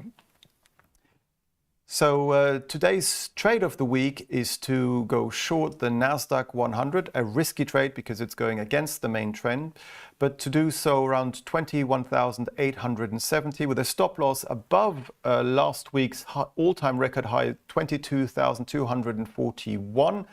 And a downside target around the 20,700 area. Rise and shine with IG's new morning show, Trade Live with IG, covering all our UK product offerings, including our OTC and exciting new US listed products. Starting in September, join us every weekday from 7:30 to 10 a.m. for exclusive insights from our trade desk, expert trading concepts curated by our friends at tastylive, global guest appearances, and loads of viewer interaction. Regular platform feature highlights and up-to-the-minute market updates. From casual chit-chat to in-depth analysis, we've got your morning covered, live on IG.com, YouTube, and in IG's trading platform. Whether you're a seasoned professional or just starting out, there's something for everyone. Tune in, stay informed, and kickstart your trading day live with IG.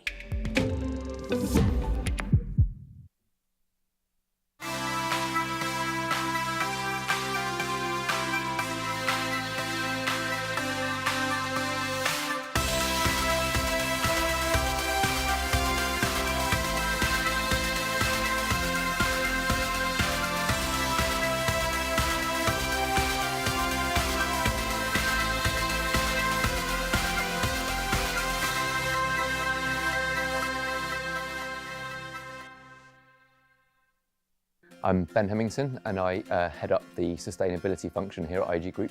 IG Group pledges 1% of its annual profits and directs this to community initiatives.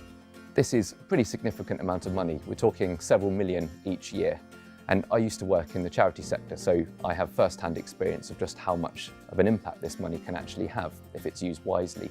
In particular, we are focusing on empowerment through education. So looking to see how we can empower members of our community that are disadvantaged in different ways by providing access to quality education. It's an area of work that we're really proud of and that we're having a really excellent impact in.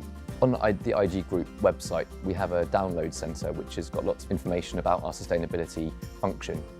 Here you can find out more about our product governance, about responsible investments. We have documents around our diversity and inclusion, including a D&I statement, KPIs and targets, as well as our progress against these. You can also find a number of documents relating to how we manage our environmental impact. And then also on that download centre, you can find our community impact report that talks all about our Brighter Future Fund and the impact that it's having.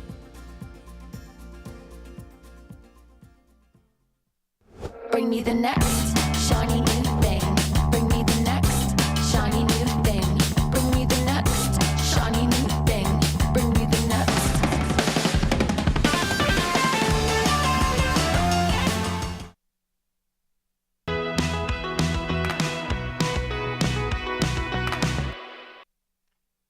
Hello and welcome back to Technically Speaking, where I answer your questions with regards to your charts and also look at the markets from a technical perspective. Now, on Trade of the Week, as you just saw, I wanted to go short the Nasdaq 100, and some people might think this is a very risky thing to do, which it is, because you're trading against the main trend. And as you know, I usually prefer to swim with the tide and not against it, so to trade in the direction of the trend and not against it. But when you do have negative divergence, and when that is then followed by a swift move against the trend, as we saw on Friday with the Nasdaq dropping by 2%, then things might change, and you may indeed have a short-term top at least in place. And if you look at the Nasdaq 100 chart, as I just did, you can see here that last time we had a sharp sell-off like this was on the 18th of December, and we did have some follow-through to the downside, and then we bounced back up again before we came down again and retested this support area. So if we were to fall further over the next few days, we would most likely find some support in this sort of area between 20,800 and 20,600 on this daily financial bet. And why don't I just want to sell right now at market here, 21,700, for example?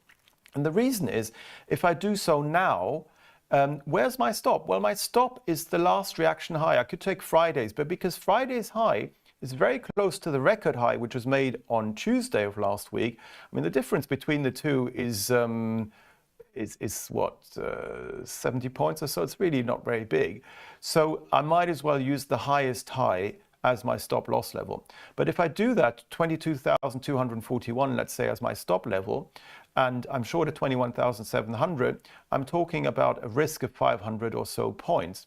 If we then fall from here to 21,200, so I've got a 1-to-1 risk-reward ratio. If we fall to my target, probably 1.3, 1.4 to 1 risk-reward ratio.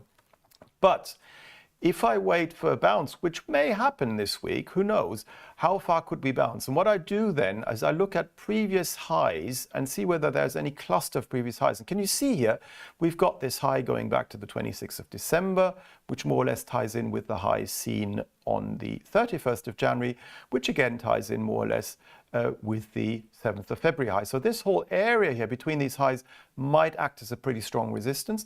And also from a technical pattern itself, what this red candle here is, if I just make it much bigger and clearer, this is called a Marubozu pattern. Basically, you have very small shadows to the upside and downside. Usually it would be, if it's technically really one, it would be a very small shadow at the bottom here and at the top the same here. So this is slightly long, but it's still a big pattern.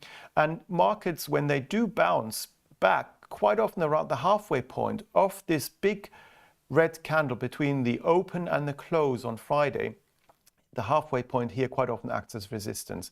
So that's for that reason that we basically wanted to go short on a bounce to this area, because then what we've done, we've reduced our stop loss potentially by probably about nearly 150 points less than if we just sell at market here. And then that makes our risk reward, if we now risk something like, let's say 350, 360, let's say 400 points for argument's sake. Well, if you risk 400 points on the upside, but if you go short here and you do so at 21,800, let's say, and you fall to 20,800, well, you've got, so even 20,600, let's say, you've got a nearly 2-to-1 risk-reward ratio. So basically, you need to choose your risk with regards to your setups, and then look at where are the best possibilities to get into a trade. Now, sometimes you will miss a trade, like last week on dollar-yen with regards to trade of the week. My view was correct in that I thought that the US dollar was going to weaken further against the Japanese yen. And we got very close because we did the same thing here. We wait for a minor bounce. We got within 17 ticks of our entry level, but we didn't quite get there. And then the market went. And the same happened with regards to the VIX, the volatility index, a few weeks back, where I also missed the entry by a very tiny amount. But in both cases, I'm not changing my strategy now, because things like this happen. That sometimes is a period where you just get things wrong or you don't get trades on, and it's just part of trading. But if I were to change my mind now, because twice in a row I missed out on really good opportunities and I'm worried that this time around it might happen again, what I then start to do is meddle with my risk. And as I make my risk bigger because I want to just jump into a trade because I have a view, then basically my initial risk becomes bigger, and on average, if I then get stopped out in the future, I may get a series of much bigger losses. And that's what you want to move away from. What a lot of people do is exactly the wrong thing. They look at how much money they can make, and then they let their losses run when it goes against them, and they have some big losses. Whereas what I try to do is the opposite. I try to make large profits, and I might miss some trades, but what I tend to do is basically make sure that my risk is always defined and by the same amount. So now I'm going to answer some questions. I've got one here. Big Abbey's says he's waiting for the president to open his mouth. So going to short makes sense, the NASDAQ. Well, yes, but we don't know what President Trump says, and we don't know how the market reacts to that. So yes, can I take these kind of events into my technical analysis? Well, the beauty of technical analysis is we don't care why the market is doing something. We don't care what Trump says or doesn't say, or tweet or doesn't tweet, or it doesn't matter. What we look at is the price action itself. And if you look at the price action, that price that is being traded at the moment is no different than demand and supply between buyers and sellers. It's the equilibrium at this given point in time between the buyers and sellers. And those buyers and sellers, especially nowadays, with all the algorithmic trading and everything else going on, they have all the information to hand within milliseconds. All the big hedge funds have very fast lines into the exchanges, etc., and they can react very quickly. And we just can't compete with that on a retail level. So the news flow, basically, whatever Trump says, etc., will be priced in very rapidly into the market. Now, yes, what we've seen last week does perhaps change the picture also from a fundamental point of view, and from a macroeconomic perspective as well, with regards to the Ukraine war and Russia and so forth. But if you look at the data with regards, and we're moving slightly away from technical analysis here, but if you look at the data, last week's PMIs have shown us that the US economy is weakening slightly. We are seeing inflationary pressures rising quite significantly.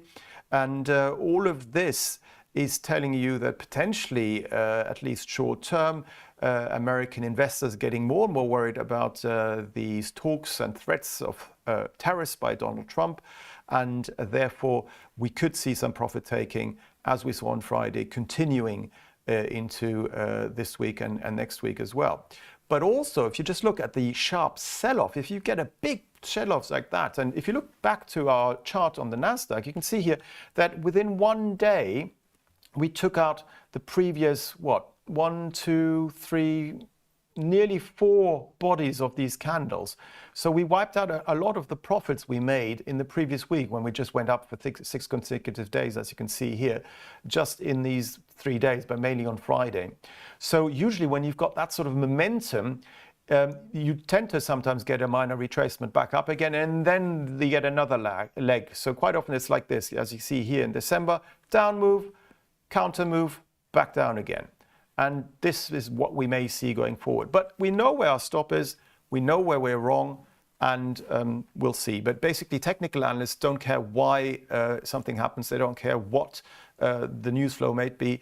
You can't anticipate it, but what you do is you look at the reaction of the price itself to those events, to the news, etc., and then you just analyze the price and trade off the price action. So you're basically filtering everything else out. You don't want to be influenced by the news flow, by data or revised data, etc., and so forth. You just look at the price action. Now, I've got some more questions. If the gallery just brings these up again, please, so that I can have a look at them. Somebody asking me, oh, copper. Can we look at copper? Thank you very much. Yes, of course we can. I looked at copper last week. We had a huge up move, and then we came back down again. But you can see here that the copper price looked very bullish in the last few weeks. And why? Because basically you can see here this larger triangle formation, which we've broken out of. And once we had a close above that last relative high, for me, that indicated that we were coming out of this sideways trading range and bottoming formation. And once we had that close on Friday the 7th of February, that for me was bullish. So since then, what we've seen is a move up to levels last traded in November. The trend for me, yes, it's weakened slightly. You can see we're trading sideways again, but the copper price is still bullish because we've broken through that resistance. Sometimes what happens is that you come back and retest that broken through resistance line and also retest the previous highs. So we may see further sideways trading and perhaps even a retest of these highs, but because of inverse polarity, these previous highs are likely to act as support going forward. So as long as they hold, we should see further sideways trading and then perhaps an acceleration to the upside. So what's the upside? What are we talking about? Well, the next target we need to take out is the November high. Once we've risen above there, we will probably head towards the September high here. But right now, for me, the copper price is looking bullish, and there is no reason to not believe in this view. And short term, as long as we hold above the low from Tuesday of last week here, the last reaction low, this candle, which is lower than the one to his left and to his right, we are still in an uptrend. We have a series of higher highs and higher lows on the daily chart here. Now, I've got another question saying, if you keep narrowly missing trades, why not put half the position on and add other half until the entry improves enough for the past original plan entry? Yes, totally right. If I were trading myself, I would do probably something like that. But because I can't overcomplicate things here on Trade of the Week, I just do full-sized lots, and we just do one position and keep it very, very simple. But I fully agree with you. What you could do is, for example, trade half the size, and therefore you have half the risk, and then you could leave yourself some room with regards to your maximum loss you want to take, and then adjust your position sizing according to that. So it's, for example, what I'm saying is, for example, if you're risking, let's say, £1,000 for your trade, instead of putting £1,000 on at a higher level, hoping the market will get there, just put £500 risk with regards to your stop loss, your entry level to your stop loss. That is £500 potential risk.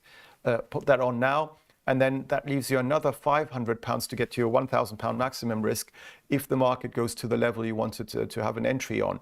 And then obviously you decrease your bet size so that it fits with regards to the maximum risk into those £500. So that overall you risk £1,000 in your trade still, even though you put half on now and then half at a higher level if you get that fill. So yes, you could do that. And money management is very, very important. A lot of people don't realize that it's nearly more important than where you enter or exit a trade. Now, I've got another question. Do I think the Nasdaq 100 is going to go further down? Well, as I said, I wouldn't put the trade on if I didn't think that we could see a further decline. Short term, we might see a minor bounce, but yes, we'll see that. And you would like me to look at natural gas. So yes, natural gas futures are really interesting as well, because they've risen very sharply last week. It depends which natural gas. We could look at US, we can look at TTF, the Dutch one, which everybody looks at in Europe.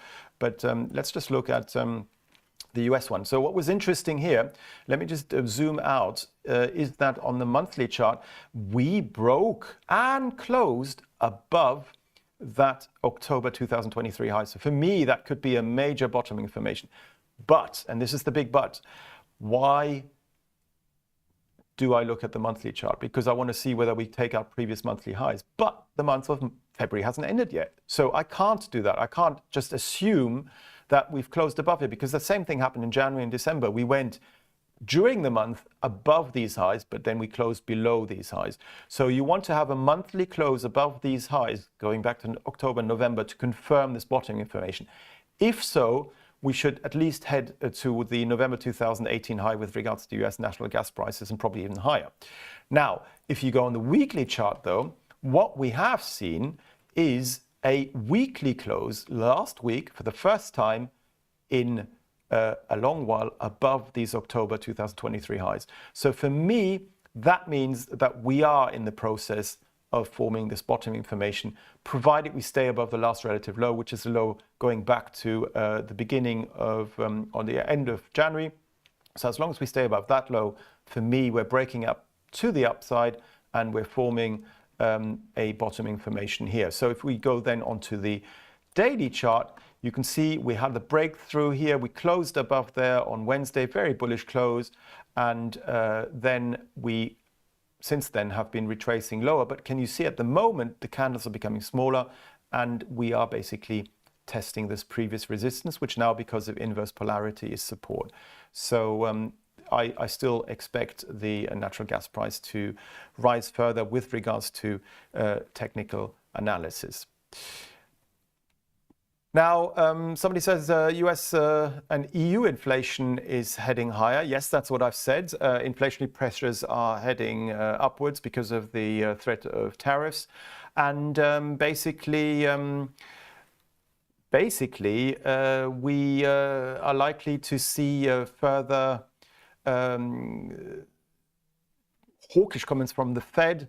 And even in the European sphere, the European central banks may in the future not be able to cut its rates by as much and as quickly as it wants if inflationary pressures persist. So that's what might be worrying the market from a fundamental point of view, and that's why we could also come off. Now, yes, you're right, Harisha, the natural gas prices were higher because of very cold weather. Excuse me, please. Now the weather notification has been withdrawn last week. That's why we're coming off. But we haven't come off as rapidly as we went up.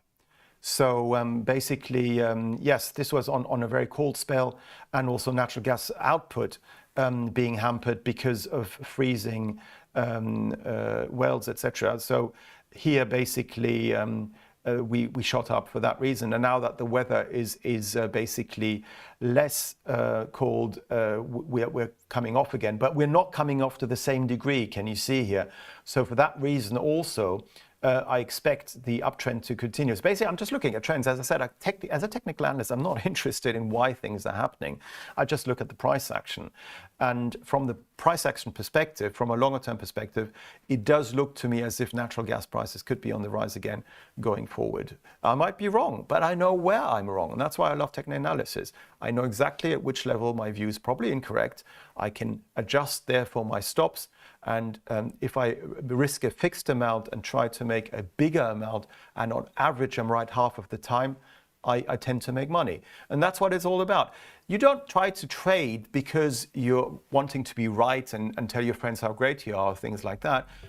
It depends, some people do. But for me, trading is all about making money consistently, preserving my capital, making it grow. And that you can only do in a very disciplined fashion by making sure, first and foremost, that your risk is always defined, that you know what your maximum risk is. So for example, when I trade personally, I look at how much can I lose here before I even think about how much money I can make.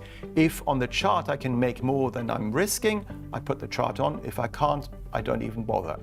So it's all about risk. It's not about being right. It's not about knowing what the market's going to do, because nobody does. Not even the biggest investment banks in the world do that. No one, gets it right all the time. And that's why you need to really, really focus on your risk. And more on that again next week. Thanks for watching.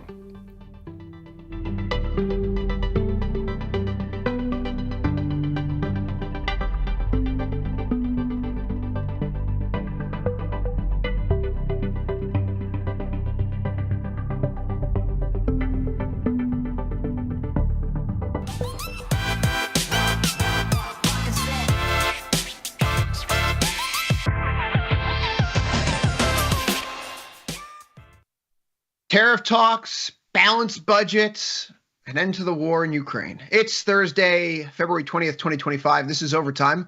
I'm your host, Chris Vecchio in New York, Dylan Radigan in Milan, and today's revolving guest host, one Michael Butler in Chicago. We're here for the next hour as we work through the rest of this trading day. Futures market closes at 5 Eastern, 4 Central. If you're on the platform, if you're on the website, come over to YouTube. Tell us what you're trading, what you think of this market action where we rebound over the second half of the day. Otherwise, if you're already on YouTube and you're telling us what you're trading, come to the platform, come to the website, tastylive.com, see what we're all about. Gentlemen, it was a tale of two halves. First part of the day, U.S. cash equity opened, stocks are selling off. Then we kind of stop. And while we meander around, volatility does not go up. We look to our charts and we see an S&P 500 back to 6135 right now. It's lower by 0.44%, but it's certainly not the 1% loser we saw earlier in the day. Same thing for the NASDAQ, off by 0.48% right now. Your Russell is still down over 1% in today's session, even as those borrowing costs come down. Treasury yields are lower across the curve as we make our way through today's day, although yields a little bit higher than they were off their lows. Gold, silver continue to advance, but off the highs as gold hits a new all-time high. Oil prices bounce up and the dollar continues to show signs of topping. But Dylan, we have German elections this weekend, which we need to talk about for European risk, if it's EZU or the euro itself. Guys, let's start with our new guest here, though. Dylan, Mike, second half of the day, markets are up. What do you take of this action in stocks here?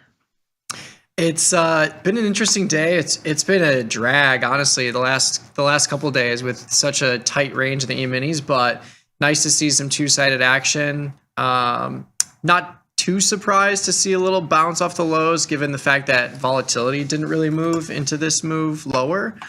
But I guess we'll have to wait and see here with the next couple of weeks coming up. What do you guys make of it?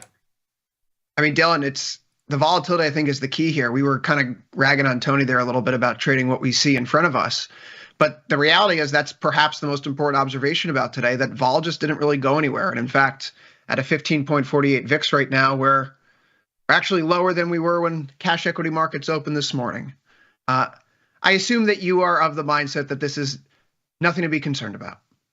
I mean, for sure not. I as you know, I've been pretty consistently optimistic throughout the first 2 months of this year, for reasons that have become redundant. But I don't. Why would you be worried about today? If anything, it's a day of calm. The more calm days there are, the more the market settles into a position where I think it's poised to rally. Interestingly enough, where we settle on the 4-hour chart on the NASDAQ here, it's through the swing highs that we had right around Christmas and in mid to late January. On that daily time frame, that's a nice little lower wick that we have off that 13 EMA. Mike, I just go up the Fibonacci scale, 5, 8, 13, 21, 34. And so that's a really clean bounce off the 13 EMA today to bring us back into breakout territory. So the broader indexes still look pretty healthy here. This is, of course, OPEX week, where we generally see, as the seasonals go, some weakness in the second half of February. Mike, you're more of an options guy than I am. Do you see anything this particular OPEX window that piques your interest? We've been trading earnings with the lack of implied volatility. We kind of have to cherry pick our exposure to higher implied volatility environments. So we've been involved in a lot of those. We saw BABA continue its rally higher today. We saw Walmart make the opposite move to the downside. But I'm focused on Nvidia for next week. It's nice that we have this huge tech stock that kind of rounds out the earnings season here with an implied move of almost $12 on $140 stock. Pretty high, 8% expected move for next week. So if there's any kind of surprise to the upside or downside, I think that could spark a movement in the broader NASDAQ, I guess you could say. Dylan, there was really a tale of two themes here in this market today when we think about BABA and Walmart. BABA, of course, has good earnings, and more importantly, it has more skin in the game with the AI revolution that's happening in China. People are very optimistic as it's integrated into their platforms. We've seen DeepSeek integrated to a number of Chinese apps effectively immediately. So they're optimistic moving forward as well. Likewise, earnings there, 284 was the consensus. They beat. Walmart, on the other hand, different side of the story. Very concerned about the impact of tariffs moving forward, outlining in their earnings call that the tariffs from China and Mexico will present a serious impact to their margins. So with a consumer that's kind of treading water and that in the background, it's not exactly the best story for consumption in the months ahead. But the tariffs, of course, haven't been implemented. So, I mean, how many times are we going to do this dance, Dylan, where we hear about tariffs and the market overreacts only to pick itself up a few days later? Well, you know what I was thinking about? Obviously, this is something I suppose a lot of us think about. I certainly was thinking about exactly this earlier today and then multiple times over the past month or two. And I'm starting to wonder, remember last year when it was sort of pretty reliable to short oil on price spikes due to geopolitical concerns with the Iran and all this jazz that was going on at this time last year. I almost wonder if buying the sell-offs on the tariff dips is the new sell oil on the geopolitical fear spikes. I haven't done it yet, but I mean, like, look at this Walmart chart. There's a few of these where I'm increasingly inclined to buy the tariff dips, basically the same way I was inclined to sell the geopolitical fears on oil last year. That's really interesting. I mean, obviously, sorry to interrupt you, but there's going to be some point, obviously, where you may get, you may rue the day, but it seems like more often than not, it's going to work. I mean, Mike, it kind of feels like that's been happening, hasn't it? We've seen since DeepSeek Monday that the reaction function for markets closing the gap has become shorter and shorter, right? DeepSeek took 5 days. We get the tariff news from China, Canada, Mexico. That takes 2 days to fill that gap. Then we get the Super Bowl Sunday aluminum and steel tariffs, and the market closes the gap within an hour. I mean, shouldn't we reflexively, until we get punched in the face, isn't the market teaching us a lesson here that this is a boy who cried wolf situation every time? Yeah, I think we're seeing that in a lot of different markets. Don't forget, we got the Hims commercial, the Super Bowl Hims commercial that shocked the world, and that created a massive rally. Now it's a meme stock, ultimately. But yeah, I think when you look at something like crude oil, for as long as I can remember, the last 3-4 years, we've seen really healthy two-sided action in there. And if you're taking static delta by way of like a micro crude contract, that's my preferred method. If you're waiting for these big dips, like I got in a couple weeks ago at 71.18, got out at 72.90, so I made a couple, almost $200 there. But the product is small enough to where I can wade through volatility. So I really like the micro crude contract, just buying or shorting it straight up, and then just waiting for your hopeful two-sided action in your time frame that you're looking for. But the static delta and the micro crude and being able to afford really any volatility in there, especially if you're buying the dip, I really like it as a trading vehicle, and I agree. Yeah, just in terms of those product specifications, CL, the tick value is $10 there. The overnight requirement is $9,392. In MCL, the product that Mike is talking about, micro crude, it's $1 tick value, and the overnight buying requirement is only $942. And like on CL, there are options available on MCL. So it's not, like trading silver or gold something. In fact, more like trading gold than anything else. But MGC, MCL, they are products that I like. Unlike MGC, though, there are options on MCL.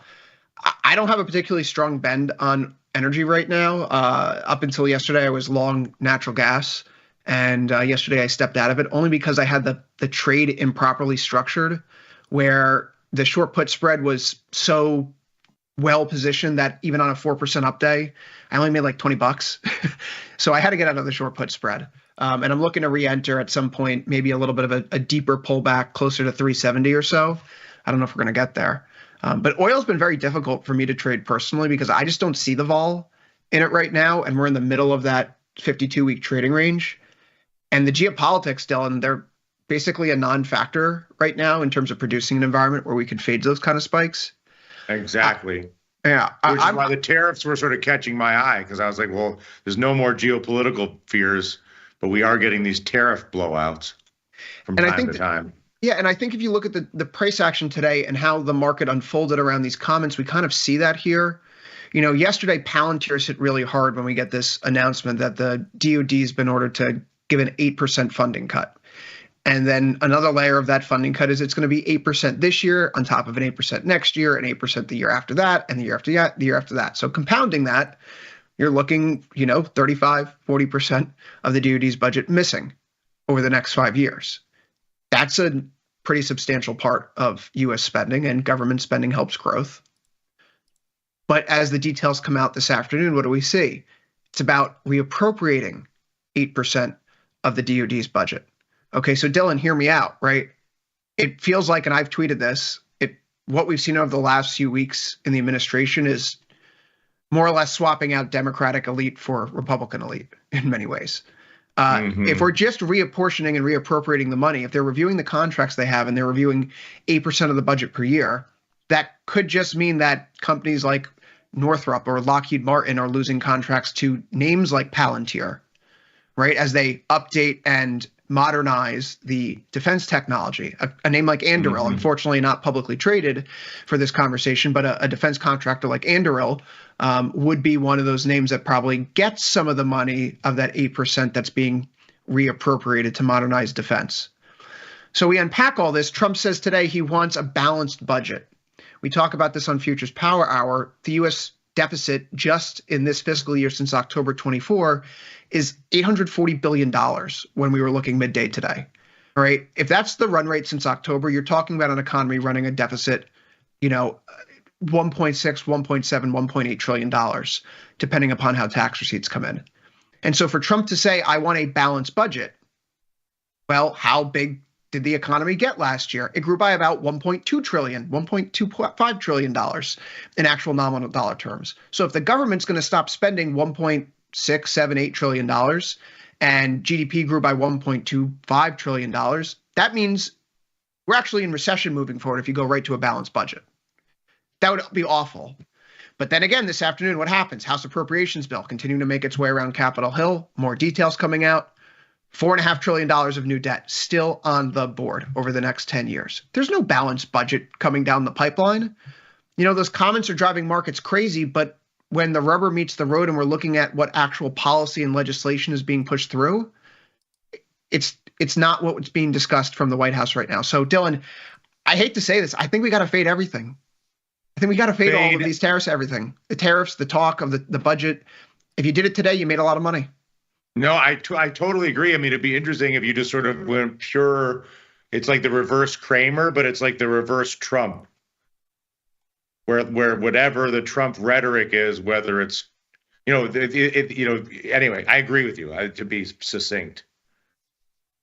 Mike, maybe we got to back test this, but this looks like after the first 30 minutes today of those headlines coming out, the market ultimately hit its low.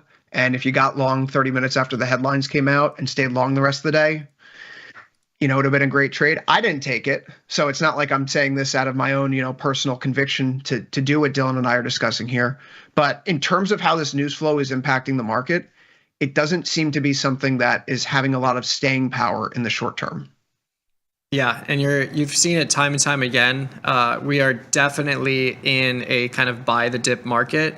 That's not to say that can't change quickly. The market is and has been moving very quickly, and I think that's the biggest distinction between something like this year and maybe something 5 years ago, where you saw more sustained, heightened implied volatility and realized volatility, where now you're seeing these huge bars and then kind of a reversal that meets you in the middle of a continued low implied volatility environment. So I like to say, is if you're seeing these big moves to the downside and you don't think much has changed, just look at volatility. If volatility is still low, then that kind of helps you confirm your bias. But if implied volatility spikes and you see the curve of implied volatility kind of flatten out, we're in a pretty steep contango now. But if you saw, let's say, 150 point sell-off in the E-minis and then another 100 point sell-off in the E-minis, that kind of movement might change the outlook or the curve of implied volatility that we're seeing today.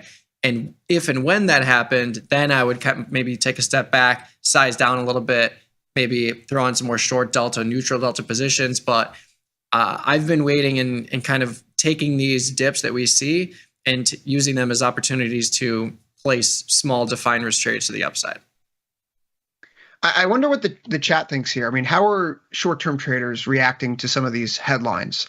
I've made this clear to people so many times, Don. I'm a macro guy. I'm a garbage scalper, so I try not to do it. Because when I do it, I get my hands burned time and again.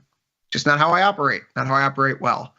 So I'm curious, if there are zero DTE people or short-term traders in the chat, how do you handle trading around these headlines and whether or not there's going to be follow-through? Curious about various people's approach, or if they're just using duration, right, Mike? That's one way to avoid it. Just get a little bit of extra duration in your trade, and so you retain all that intrinsic value, and a day-to-day headline like today doesn't knock you on your butt. Yeah, totally. Just keeping it small. If you have a strong directional conviction, maybe you go defined risk. But yeah, if you're comfortable assuming the risk of shares, undefined risk is totally fine too. High probability trade, like we talk about all the time. But it really comes down to the product you're trading and your assumption. Like going back to oil, if I wanted to trade CL straight up, I would have to do some kind of options trade that was defined risk. But micro crude, I can just take a directional shot and hold that contract because it's significantly smaller. Mike, right around now, we typically just take a brief venture into the world of sector performance here, and I like to throw up this visualization for people to see how the market moved around. In terms of the top performers today, gold miners, junior gold miners, those are at the top of the heap, 2.88% higher for GDXJ, 1.69% higher for GDX.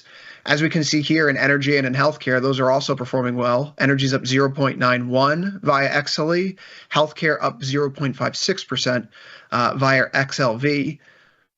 But it wasn't a great day, of course. The broader indexes are down. The worst performer is KRE, regional banks. KBE is also a weak performer, followed by XLF. Those are down from 1.8 to 1.53% respectively. We also see retail, discretionary. Those are in the red. So not the best kind of sector performance, if you will, particularly when commodities sit across the top of the board. Mike, before we get back to this big macro story, and I want to jump in with you, Dylan, about Russia, Ukraine, and some of the headlines today. Do you have any particular strong thoughts about any of the gold names right now, any of the movement in gold that we're seeing, given how the gold miners have been trading here the last few sessions?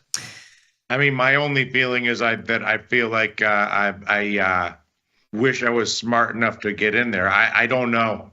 You know, I mean, I watch every time, whatever gold does, I can never get myself to any sense of anything other than ignorant observation. And maybe the instrument that I feel the least qualified to have an opinion on. Yeah, gold is tough because as we can see, it is moving significantly, but implied volatility is not rising in here. It's notorious for having really low implied volatility. So I actually have a short gold position on right now by way of a broken wing butterfly in gold futures. So my short strikes are at 29.30. So we're not too far away from there in the 34-day cycle, but definitely staying defined risk in here. And you know, for good reason. And just out of curiosity, Mike, what's the basis of your decision to have a short position of any kind or any directional position, any which way in gold? Yeah, I was not participating to the upside, and I just saw it as an interesting way to get some downside delta in my portfolio because in all the other equities, I'm pretty much long. So I'm looking for something that can kind of offset that in some way. And gold has just been skyrocketing to the upside. Because it has just low on the extremity of the move and the mix of the rest of your portfolio, basically. Exactly. Yeah. But I'm getting slapped right now. 34 days though. I mean, Chris, we'll see what happens. Yeah. I mean, do you have gold opinions, Chris? I mean, can you even conjure them from something and then when you do conjure them, where do they come from? I have this old light bulb here that I look into, and and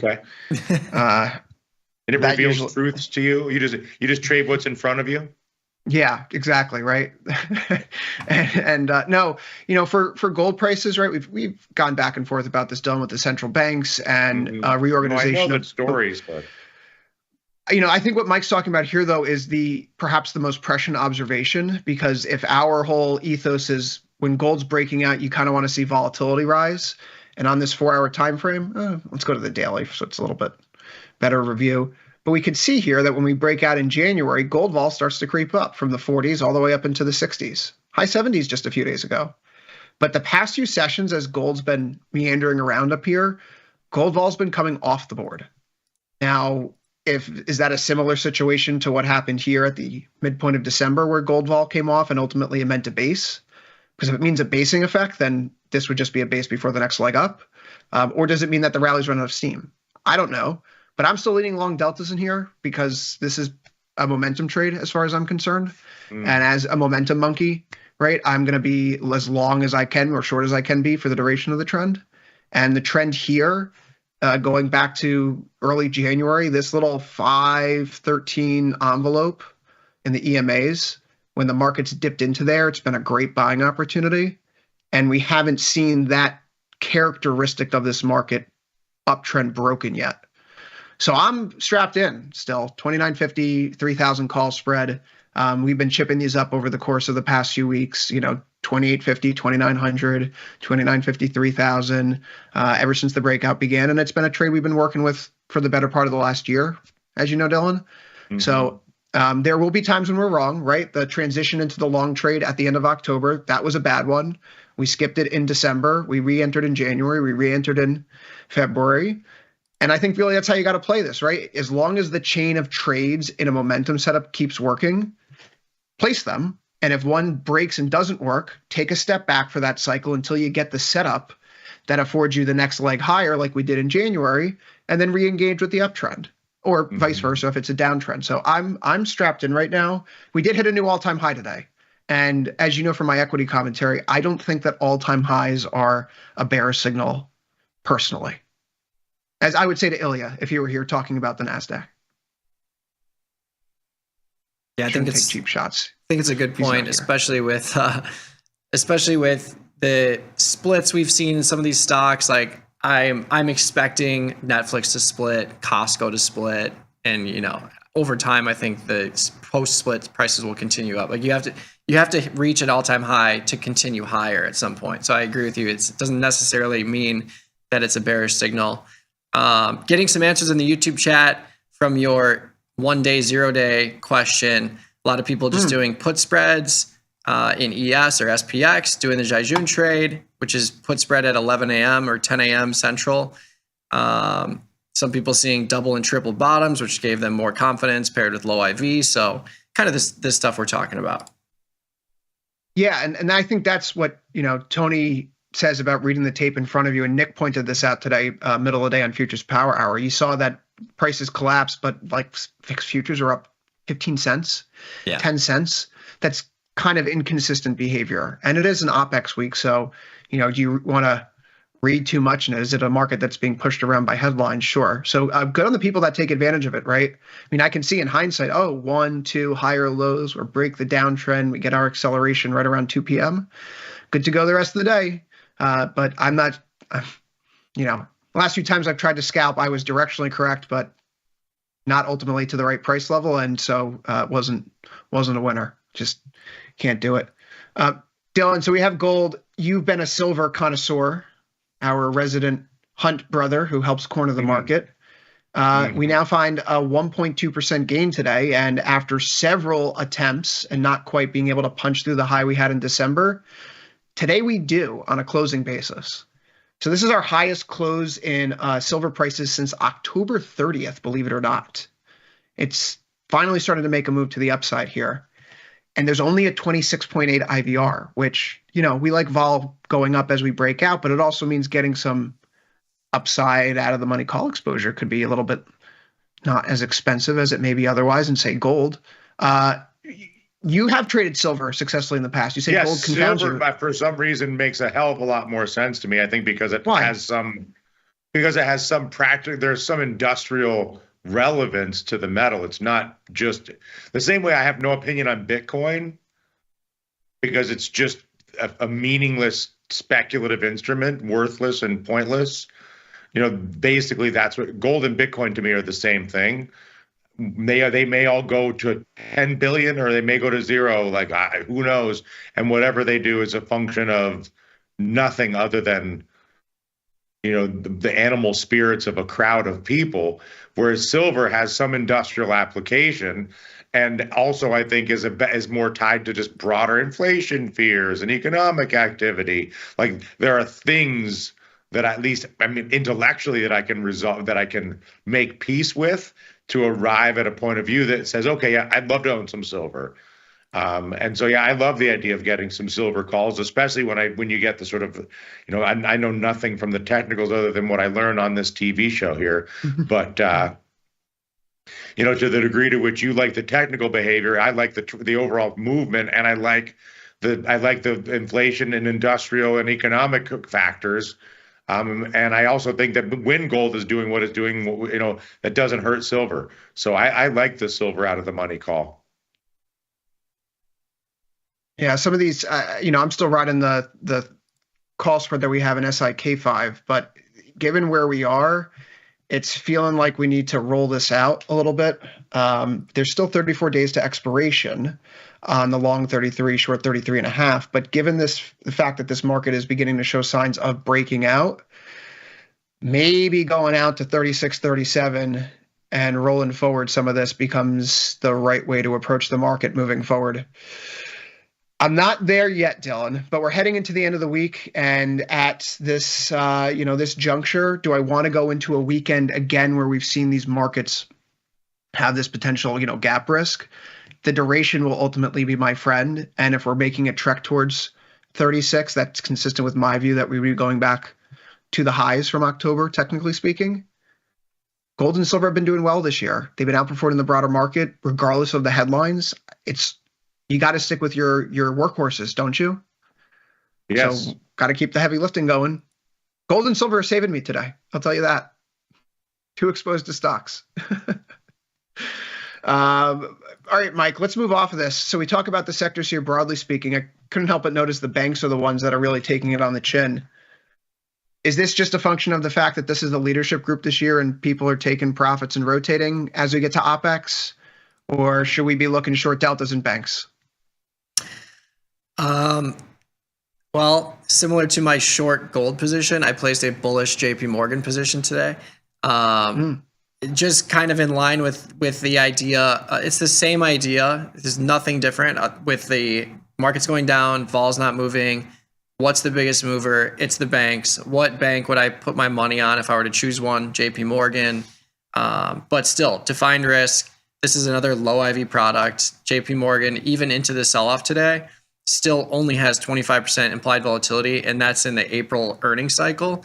So I actually really like these setups where I'm buying the April cycle that has the implication of maintaining extrinsic value because the earnings cycle is in that expiration, and then selling something like March against it just to reduce cost basis. So I got into the long 270 call, short the 280 for a total debit of $715, and it's a 10-point wide spread. So if we go back up to 280 or around there, this will be a $400 winner. I can take it off. If not, I can roll the short into the earnings cycle and capitalize on that implied volatility and then ride it through earnings. But this is the kind of stuff that I'm looking for in this kind of market where vol's super low. We're seeing two-sided action, but it seems to be very concentrated around specific sectors each day and specific names each day. So today was just the lucky winner of the banks, and I chose to get long JP Morgan. I think that's the most remarkable part about what's happening with some of this turnover, Dylan. It's kind of like what we saw immediately after DeepSeek Monday. Yeah, like some of the high-flying names are down, but was capital really leaving the market? Not necessarily. Some of these names that we've been talking about have been beaten up recently, though, so I suppose we should take a walk around the phase 2 name.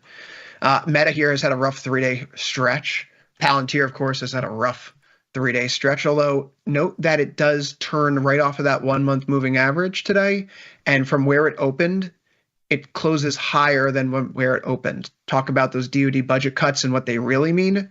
Palantir's probably not seeing their money go out the door. Given their closeness with the PayPal mafia, yeah, I think Boeing is going to lose some contracts. Northrop Grumman's going to lose some contracts. Palantir and Anduril are going to get that money. We go over to a name like Axon. What a high flyer this was. Gosh, Dylan, some of the phase 2 names are taking it on the chin right now. What's going on with our phase 2 story? This is terrible. You know what the problem is? It's Grok. This third generation Grok on all the Twitter handles is messing up the whole situation just because it's in front of everybody and it's easy to use and it's pretty impressive. So I actually think the whole Grok 3.0 is an issue for a lot of folks. Is Grok a problem, Mike?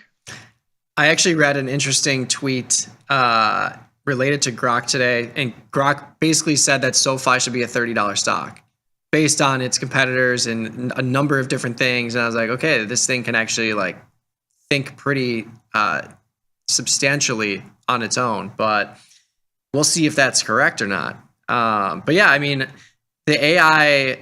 the influence in AI is real, and I think it makes everything faster, more efficient, regardless of what sector you're in or where you're working or what you're doing. So, and I think that translates directly into kind of the big volatile market movements we've seen in some of these products like SoFi. But yeah, so I'm going to share the I'm going to share the tweet here before I put it on the screen. All the liabilities possible. I do not take any responsibility for what's going to be shared here. These are not my own analyses. The person who wrote this, their Twitter bio is, quote, long-term SoFi investor and propagandist. Hashtag SoFi. So keeping that in mind here, you talk about Grok potentially doing long-form analysis, and they do some of the parts method, which means building from the bottom up and applying various growth rates, assuming various industry factors, yada, yada, yada. They get to a whole valuation comparing to peers, and they talk about a $31 share price, right? This puts it without getting to 300 times PE for Palantir. But this is a very detailed analysis, and this is, we've talked about AI. How are you using it? I'm using it to do analysis that I would otherwise have an intern do years ago, right? I just have my formulas, my spreadsheets, and Chris GPT answers them back for me. So I could do this now without, an entry-level analyst. And I think that's a real problem for people in our industry, Mike, because there's a lot of people right now who go to grad school to learn how to do this. And if you just know how to back check this math, this is hours of modeling that's out the window. This is a conversation you have on your phone with something. Again, I disown and do not take ownership. I think we can absolve all three of us and the broader network of any liability for any information contained here within, but as just an example to demonstrate what Grok is doing and how, these AIs are scaling up and producing some very interesting type of research right away. But Dylan, I think it was the point you made yesterday, thinking about it for the past 24 hours. Twitter, AI, X, whatever we're calling it these days, it has 250 million daily active users. ChatGPT plus Copilot plus Claude 3, and that's maybe 200 on the other side of the ledger. I'm curious if either of you guys also want to put that in context of what Satya Nadella said last night. If you didn't hear, he had a pretty interesting podcast interview to talk up Microsoft's new quantum computing chip. But he also kind of downplayed the prospect that we're getting to AGI or some AI superintelligence anytime soon. He said that the proof of the pudding will be when the economy is growing 10% year over year. That's how we know AGI has arrived. Dylan, is this a Jack Welch type of thing where he's just trying to keep expectations low so as to not let markets get over their skis?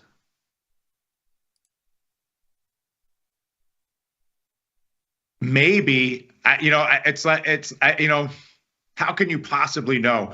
I would set aside trying to speculate what the psyche is and ask yourself, why would you not own Microsoft every time it gets lower, considering its recent history and considering the context of AI? Mike, I think the argument would be Microsoft hasn't done anything in a year. Like, what's Microsoft, right? Yeah. I mean, I see that side of the coin, but I agree with Dylan. I mean, it's just one of those products that is likely not going away.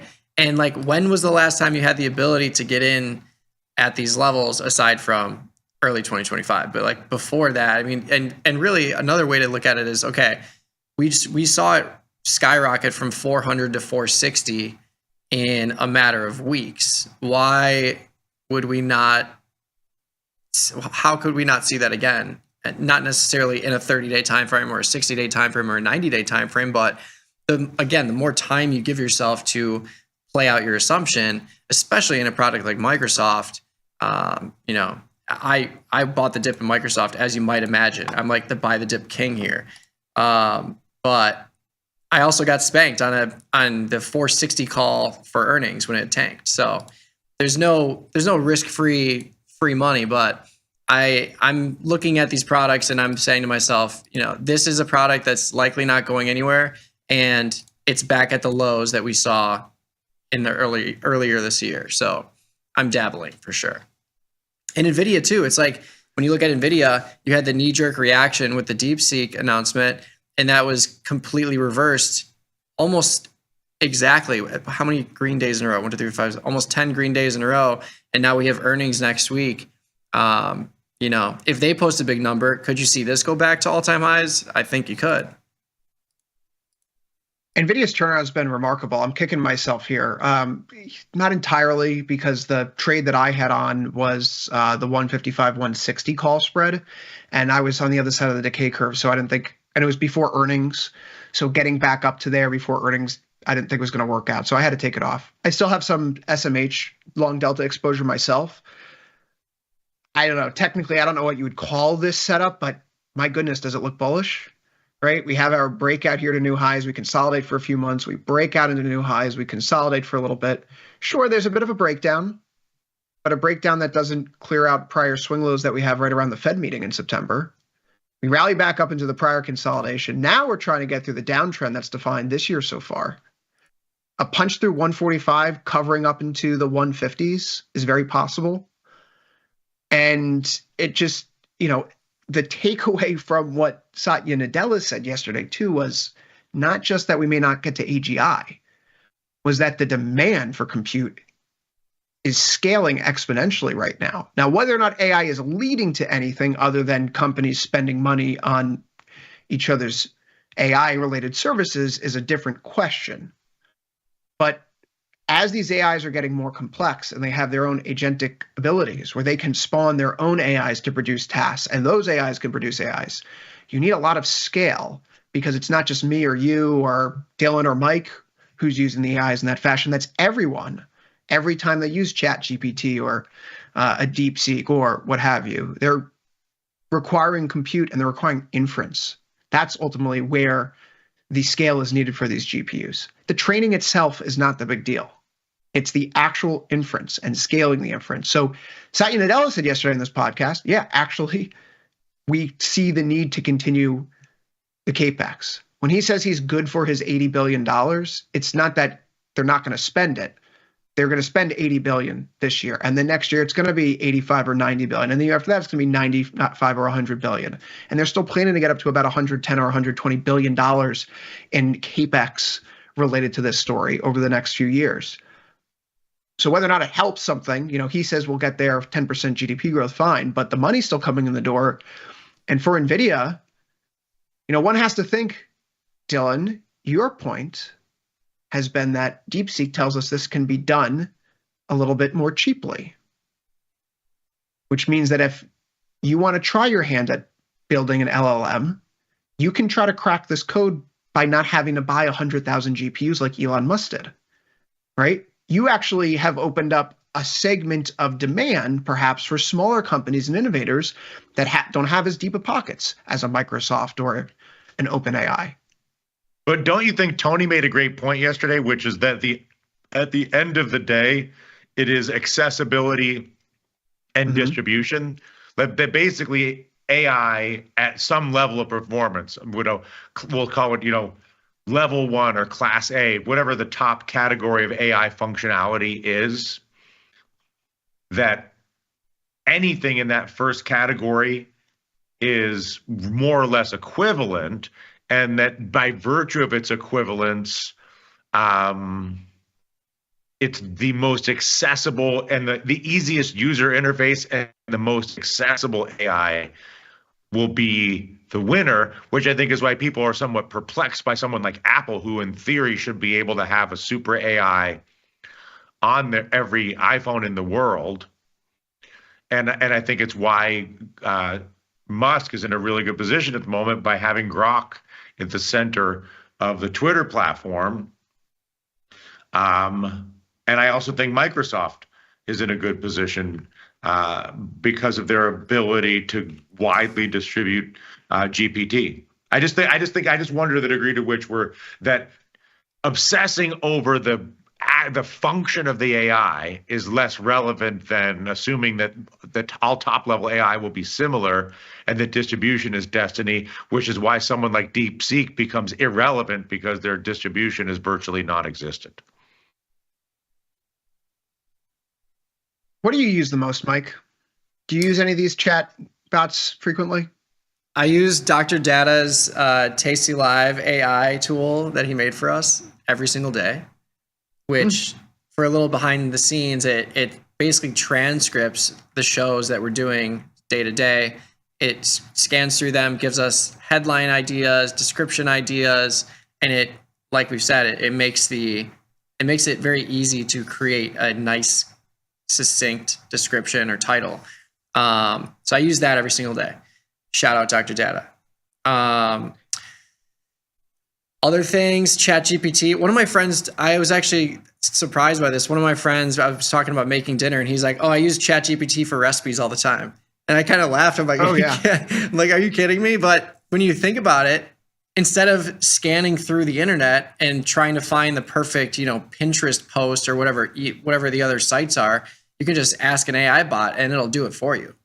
So, or you can, if you have you've got some artichoke in the fridge or wherever, and you're like, what's the best pasta I can make with artichoke? You're going to get a pretty damn good answer out of that chatbot. So it's just the most efficient thing. Like it's created seamless efficiency, and any walk of life, like whatever you're doing, you can use it in some way, shape, or form.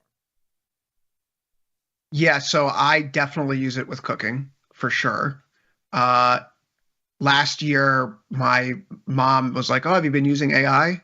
Yeah, of course I've been using AI. She's like, "Oh, you should get it to help you make a Mother's Day dish." And I'm like, challenge accepted. I almost went to culinary school. I'll use the AI to design a whole Mother's Day menu.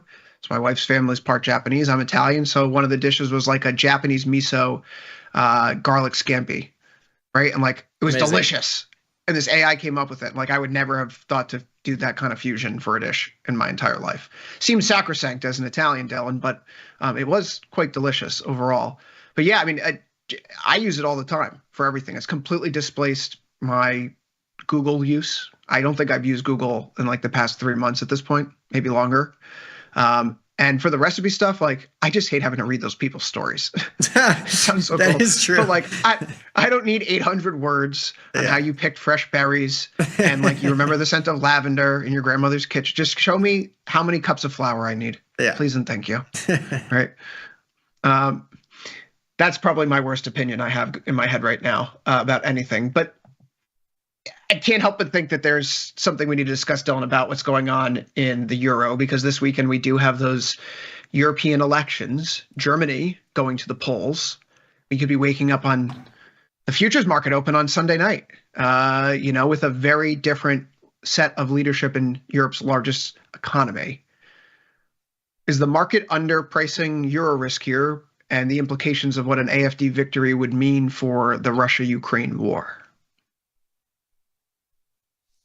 I think those are two different things. I think that, yes, I think the market's underpricing the risk, but I don't think that risk is relative to the Russia-Ukraine war. I think that risk is relative to a broader move towards a more conservative government in Europe, meaning France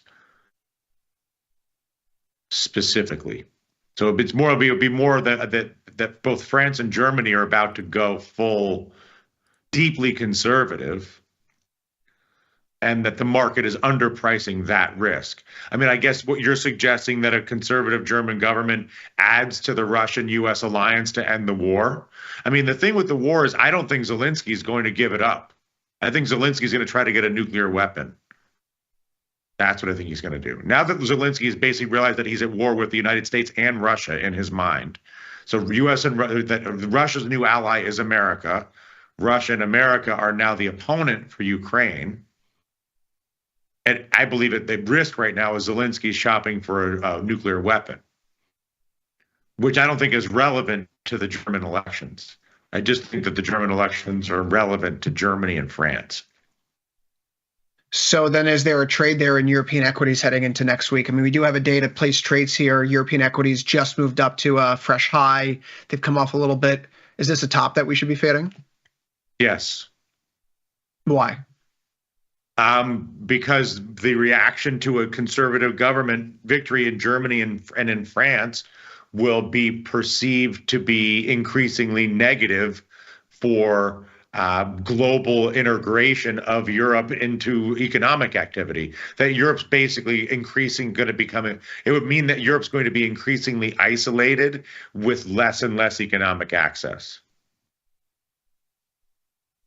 Mike, this is really more of a currency discussion conversation, but have you found that there's any trading opportunities in sectors or individual equities, the way that you approach the market around some of these geopolitical headlines?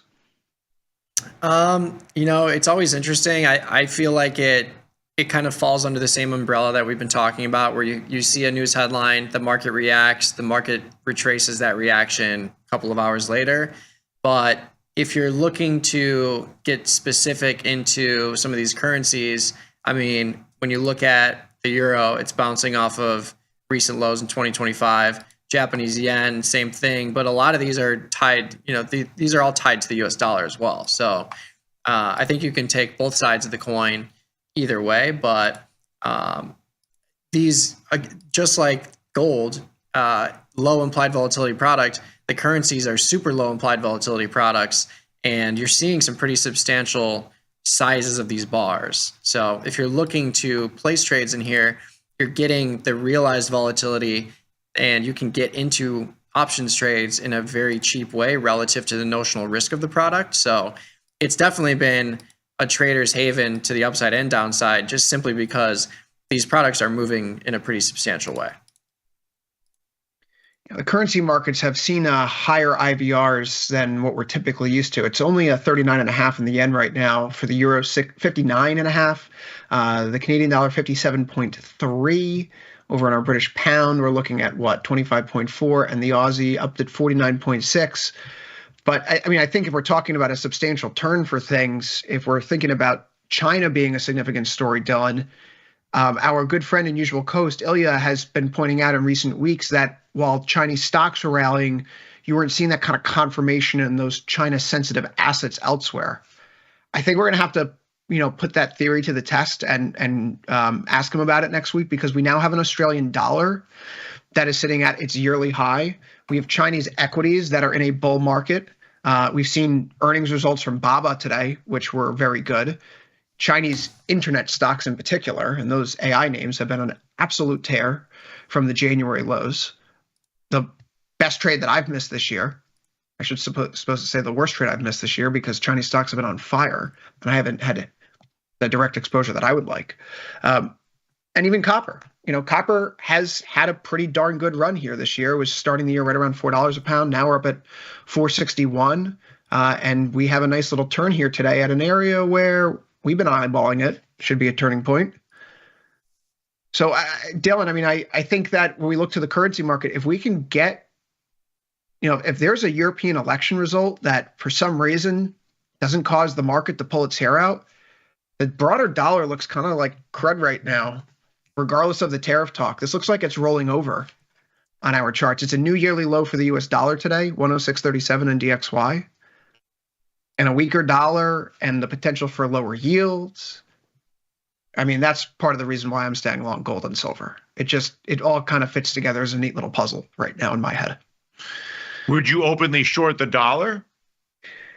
I wouldn't call it shorting the dollar. I have yet to, because no one wants to make a market for me. Every day I've been trying to buy a 007, 0071 call spread in the yen. Today is another day where it goes unfulfilled. I want to buy it 78 days to expiration. I really like this market because I think that we have a great deal of outside potential here for market risk in stocks if we talk about recession and government spending cuts.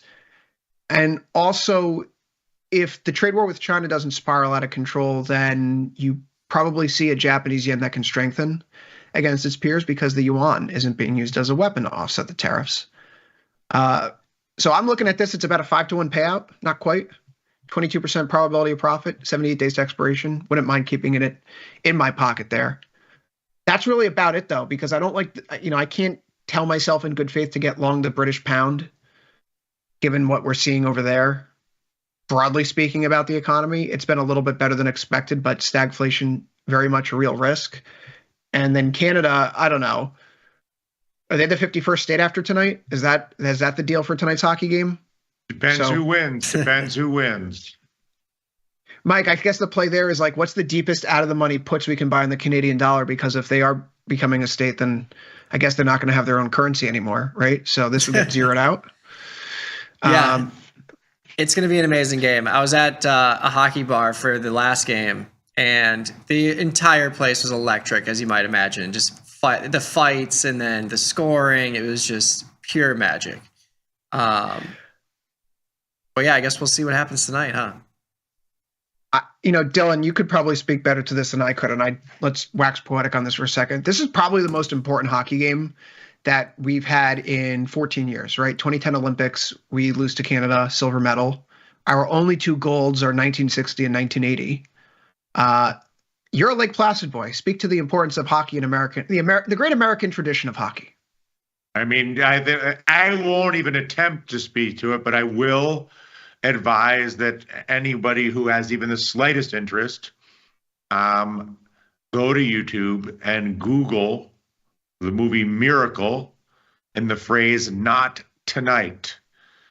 There's a locker room speech given by Kurt Russell playing Herb Brooks to the American hockey team in the minutes before they played the Russians.